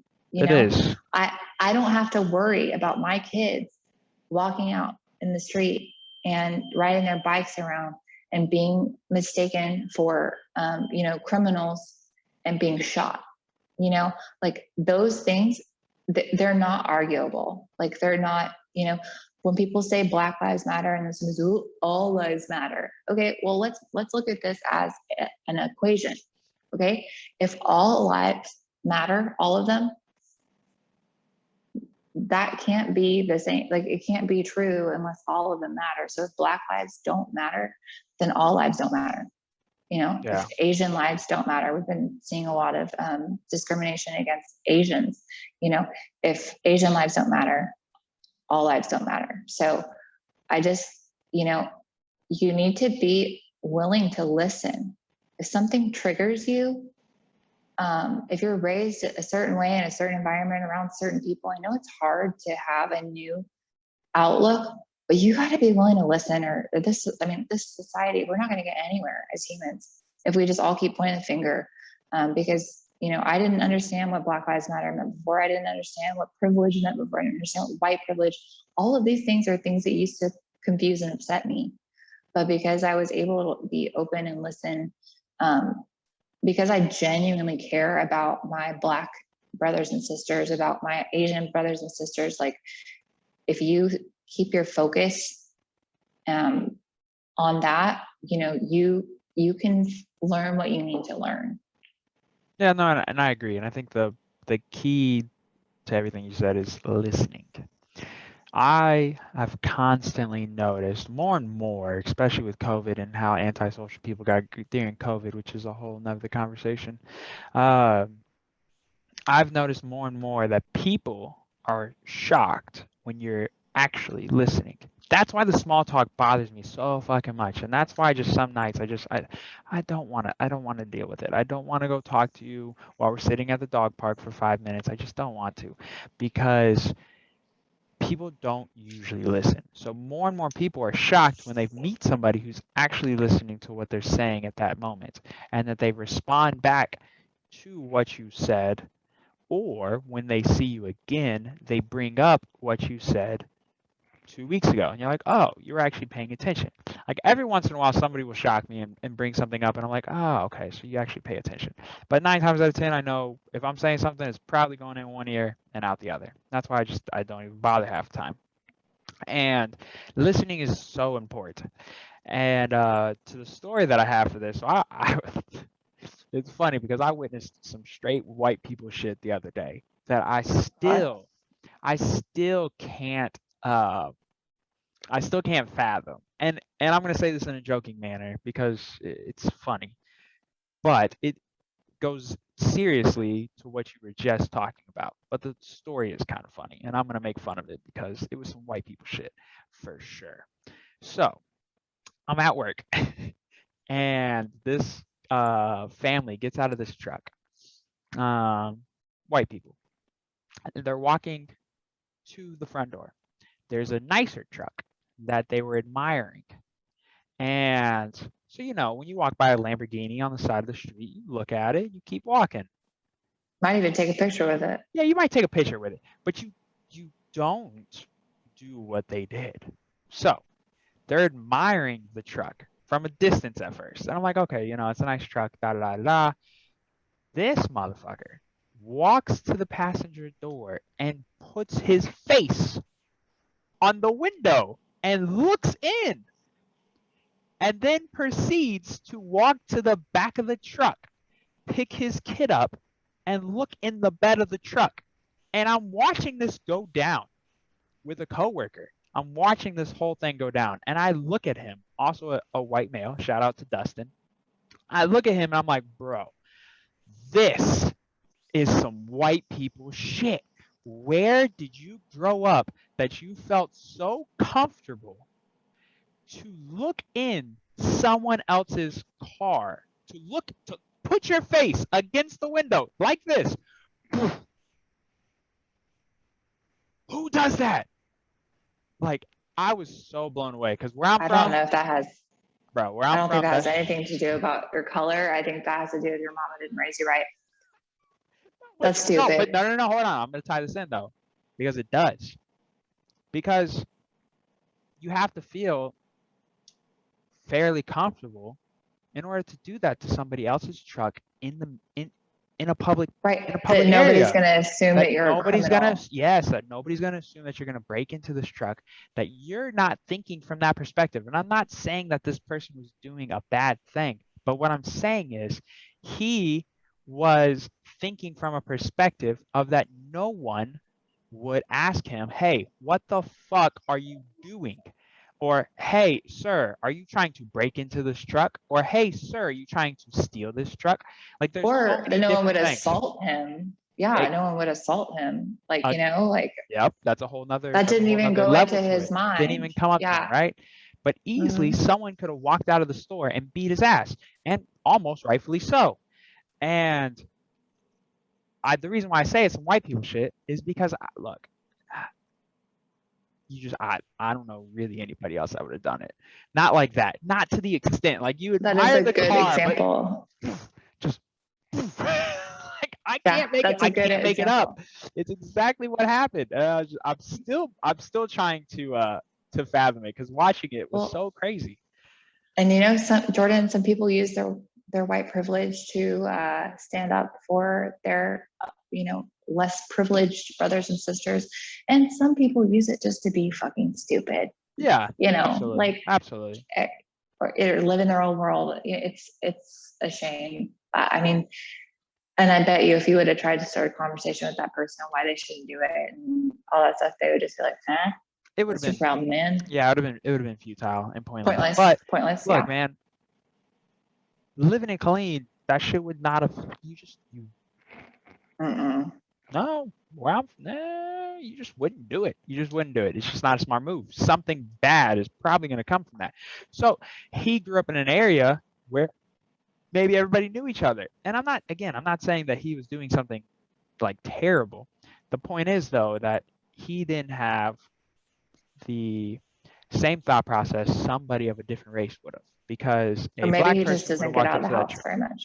That too, but I don't picture, a black person walking up to that truck would have that thought. He would be like, okay, I really want to see what's inside this truck. However, I also don't want to get mixed up in something that I don't want to be mixed up in. Where he didn't have that wasn't a thought that crossed his mind.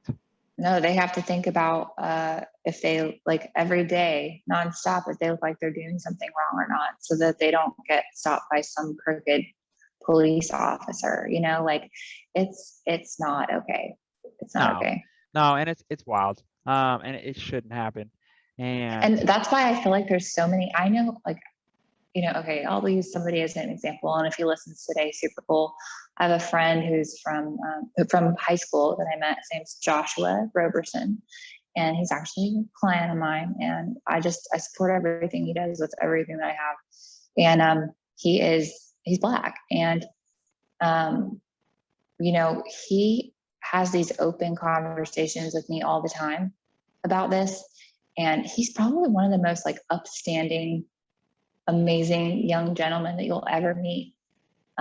And I feel like, these Black young men, these Black young women, they are having to be raised and they're having to grow up so much faster than these white kids are, because they're having these conversations with their parents. We were just talking about that with Hispanic kids. Yes, at 6 years old, they got to translate a furniture store to their parents at 6. Yeah. Well, yeah, but their parents are having to sit down with them and say, hey, if a police officer pulls you over, this is what you have to do to not get shot. Or, hey, I know the police officers are here to serve and protect, but this is what could happen if you get perceived as doing this. And you have to be like, you can't ride your bike around a desk like other kids can. And you can't, you can never raise your voice. You can never do this, because of the color of your skin. Yeah. I mean, can you imagine? Like, I just think about having. Where'd you go? It makes me so sorry. Somebody just called me and I put my phone on do not disturb. Oh, it's no, really you're weird. good. Anyway, I just, it's sickening to me as a mother and a human being, that a few groups of us are having to do that. And you cut all of us and we all bleed. And, we have the same organs, we have the same heart, we have the same brain. There's so much more that's the same about us and it's different. And the fact that we discriminate against people based on color is just so disgusting. It's weird. It's weird. It doesn't really make any sense. And I think the common theme of the podcast, and I think a common theme that you should just teach everybody, is just treat everybody as an individual. Like, there's nothing wrong with disliking a certain person or enjoying a certain person, regardless of what they look like. It's when you do it when that's the only reason why you don't like them. And I think that's the biggest thing, is just treating somebody as an individual. I think that's the most important thing that you can do, is that everybody has an equal opportunity, to piss you off. I mean, everybody has an equal opportunity to be enjoyable or not enjoyable, and what they do at that time is completely up to that person. And then at that point, you can make the conscious decision of whether or not you're going to dislike or like that person. But but regardless, treat everybody with respect. But off the rip, it's got to be everybody as an individual. It just has to be. That's the way that you should do it. Equal And I don't understand. opportunity. I don't understand why. Yeah, the quickest you way you wouldn't. get me to not like you is being mean. Yeah, I mean, like I feel like that's one thing. If somebody's mean, if I meet a woman, which by the way happens quite a bit, if I meet a woman, the first thing they start talking about Meeting women often, is, huh? yes, I mean, we meet a lot of women. Oh my God. But what I mean is like, if I meet a lady and the first thing she does is start like judging the mom over there for doing something or talking shit about this person or doing this, I'm like, that's like an immediate turn off because yeah, I'm like, because what are you hiding in order that makes you feel better or that you feel the need to do that? Like that's it. That's a big part of it too. I think when you are focused on everybody else's flaws, you're probably pretty insecure. But I'm like, we're not gonna be friends because you're a life sucker. I don't want to sit and talk about how bad everybody sucks all day. Like, it's not fun. Yeah, no, it's not fun at all. No, it's not fun. And that's a common thing at workplaces. Like it's normalized. We've all been there. Yeah, well, I'm there. I'm still there. And it becomes normalized. I mean, I tell the story all the time. When I was waiting tables, I was friends with the cooks, the dishwashers, the managers, and then like one or two servers. The rest. I mean, I did that for 10 years and honestly, same. I mean, I have lifelong friends that I worked with, but all of them were at the same mind frame that I did. It was like, we're here to work. Like, if I don't get along with this person over there, it's okay. I don't have to really interact with them all that much. And, you know, treat me with respect or I'm going to call you out. And I mean, just doesn't have to be that way. You don't have to cause drama. You know, life is interesting enough without drama. It really is. Like, oh, life is fascinating. Like I said, I mean, spend your energy learning new things. Like, spend your energy like hearing people's cool stories about their lives, and their experiences. Like, I mean, like, don't spend all your time focusing on negative. But then they wouldn't have anything else to do. They would if they would reformat their brain. They would instantly become more interesting. But you know what I mean? But you know how much effort that would take? Well, a lot. It is hard. I know, sometimes all I want to do is bitch about somebody. And I do, don't get me wrong. I do a lot of venting, but with a few trusted people. But I don't think there's nothing wrong with that either. I don't really think there's that much wrong with just with venting and talking and almost talking a little shit, because you almost have to, because sometimes, at least for me, sometimes when I talk shit or I'm venting about somebody, I can then, as I'm like spewing it out, I can in that moment decide whether or not this is an actual legitimate complaint, or if I'm just talking shit. And there's sometimes you gotta work it out. Yeah, there's sometimes when I'm done, I'm like, I probably shouldn't feel that way. I'm over it already. I'm over it. Yeah. But also another note on that is, you know, I think my mom always taught me, you know, like, if you're not willing to say that to the person's face, then don't say it behind their back. And people, I think I've like probably lost some friends or been off-putting to people because I am extremely upfront and I was direct. about to say, for me, that somebody that might also call work. me like, you know, somebody might call me confrontational, and I can be, because I've had several situations where, like, you know, especially when I used to work at restaurants, where I'd find out that somebody was saying some really mean stuff about me. I would march my butt right across the restaurant and say, hey, why did you say that? And like, and what do you mean by that? And why do you think that? And here's why you're wrong. And like, can you please stop talking about me unless you're going to tell it to my face? And so many people, like, I was treated like I was crazy. They were just like, oh, they're not used to that at all. Caitlin's so crazy. No. She's so crazy. She came over here and confronted me and all that stuff. And I'm like, why is that? Why is that weird? No, they're not used to that at all. And I also can't handle not confronting things. I can understand. I'm not very confrontational unless I have to be. If I have to say something or if I need to say something, I'll say it. Yeah, for sure. That doesn't really bother me. I'm not too, there's not much I won't say to somebody. And that's a good and a bad thing.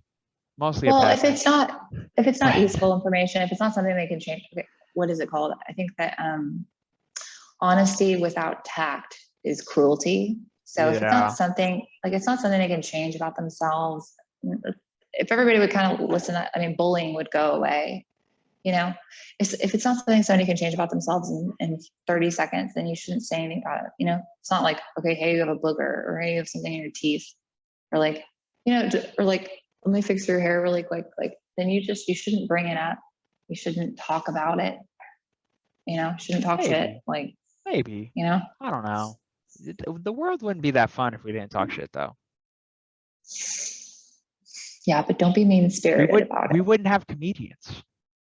That's true. If we didn't talk shit, we wouldn't have Dave Chappelle. And I can't imagine a world without Dave Chappelle. And you know what? Not only think about, if somebody wants to make fun of me, I probably would laugh with them. I'd be like, I think that is the flip side to what you're saying, right? Because I believe, and maybe bullying is not always the right word, but I do believe that there is a amount of shit talking / picking on that is necessary. Because these soft ass fucking kids, or just soft ass humans, I've seen it, I'm actually tired of generalizing in generations, because, and I'll tell you why. So there's a gate in my apartment that's an exit only. However, the gate has been broken now for months. I never go through it because it's an exit only. I saw today, usually most people that go through it are usually younger kids, whatever, it's not that big of a deal. And today I saw like a 70-year-old man drive through this exit only gate. And I'm like, dude, this whole generational thing is bullshit. People are people, regardless of when they were born. And and the youngest generation always gets picked on, just so you know.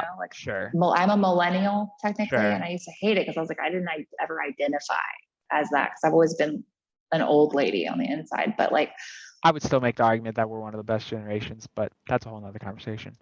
I mean, they're shitty. Some of us are shitty and some of them are not. We're all no, I know. It goes back to the individual We're all thing. a mixed bag. Yeah, I know. We did need Tide Pods, but that's true. That's true. But there has been a layer, a group of people who have gotten soft. Yeah, I could agree with that. And it's just those are the ones who are getting the participation trophies and participation trophies. But then also what you were saying, though, people who do get upset when someone's talking shit, because there's a flip side of that, right? Why the fuck do you care? At the same time, right? Some people are just more comfortable with themselves than others, but also if you are the person talking shit to them and you realize that it's not constructive and it's actually hurting feelings, and you can make the choice okay, that's not something that person enjoys or does well with, and I can avoid that. True. However, but that falls on the other person as well, though. That person. Yeah. So the person talking has the ability to do or not to do. The person receiving it has the ability to let it affect them or not let it affect them. Yeah, but usually I think probably the less complicated action is to just stop for the person giving the shit. That might be true. However, it is not my fault that you got upset about something that I said. It goes both. It goes both ways.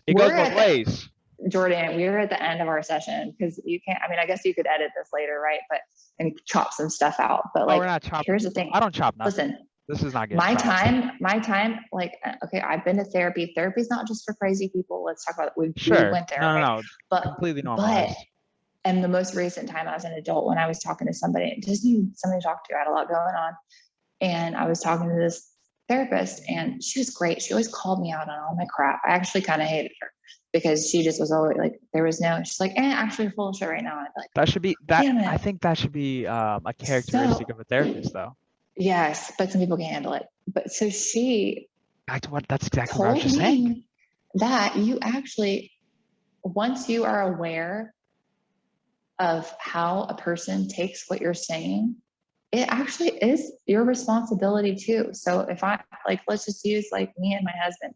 if I say something one way and he takes it another, and I'm aware that that's how he takes it, it's still, it actually is my responsibility to care, to try to communicate to him in a way that's not hurtful or irritating or frustrating. Okay. And I don't disagree. So, however, I mean, this is an intimate relationship I'm talking about, but it matters in general. Like, it doesn't, even if I say something and I mean one thing, if somebody misinterprets that, I'm still responsible for what I said. You know what I mean? No, okay, look, I agree. Once that person makes me aware. I agree. Okay, so that's different. That's a caveat. But there's two sides to that too, though. So I see what you're saying, and I think that if you're aware of what you said made someone feel pretty bad, most genuine people, or most humans, would be upset that upset somebody. However, though, if I know my intentions are good, and I say something, and you get all butthurt, at the same time, I know where I'm coming from is from a good spot. You're being a little bitch. Yeah, Jordan, but you gotta know your audience. There's things I could give you a certain level of shit that I would never give, like, other people I know. Like, I can give you a harder time than somebody else. Sure. And, I mean, it is what it is. Does it make you wrong? No, but do you need to make note of it and try to do your best to not upset that person? Yeah. I mean, is it fun all the time? No. Is it frustrating having these kind of communication blocks to where you're trying to say one thing and it has no malice and no, bad intentions whatsoever, and that person takes it a different way? Yeah, that's frustrating. Why do I have to construct my personality to amend everybody around me? Well, the answer to that is you don't have to, but you will be able to make choices throughout the relationships that you have, and decide which ones are important to you and which ones are not. I don't think there's anything wrong with just not like you don't have to be everybody. You don't have to be everybody's friend. Like, no, I don't think there's nothing wrong with that either. I'm talking about relationships that you actually care to maintain. People that you care about. Your mom, your brother, your sister. Well, yeah, you guys have random people you come across. But you're not going to know them well enough to be able to figure that out quickly. But that's what we're talking about. Because think about it. If doing what we're doing right now, if I consciously thought about every single thing that came out of my mouth and how it might affect one person, nothing could come out of my fucking mouth. Well, I don't know what to tell you, because I do understand that. And I have times where I'm more unfiltered than others, but with age, I have become a lot more filtered. But that's exactly what you were saying. I mean, that's exactly the point, though. Why do you have to filter yourself? I don't have to.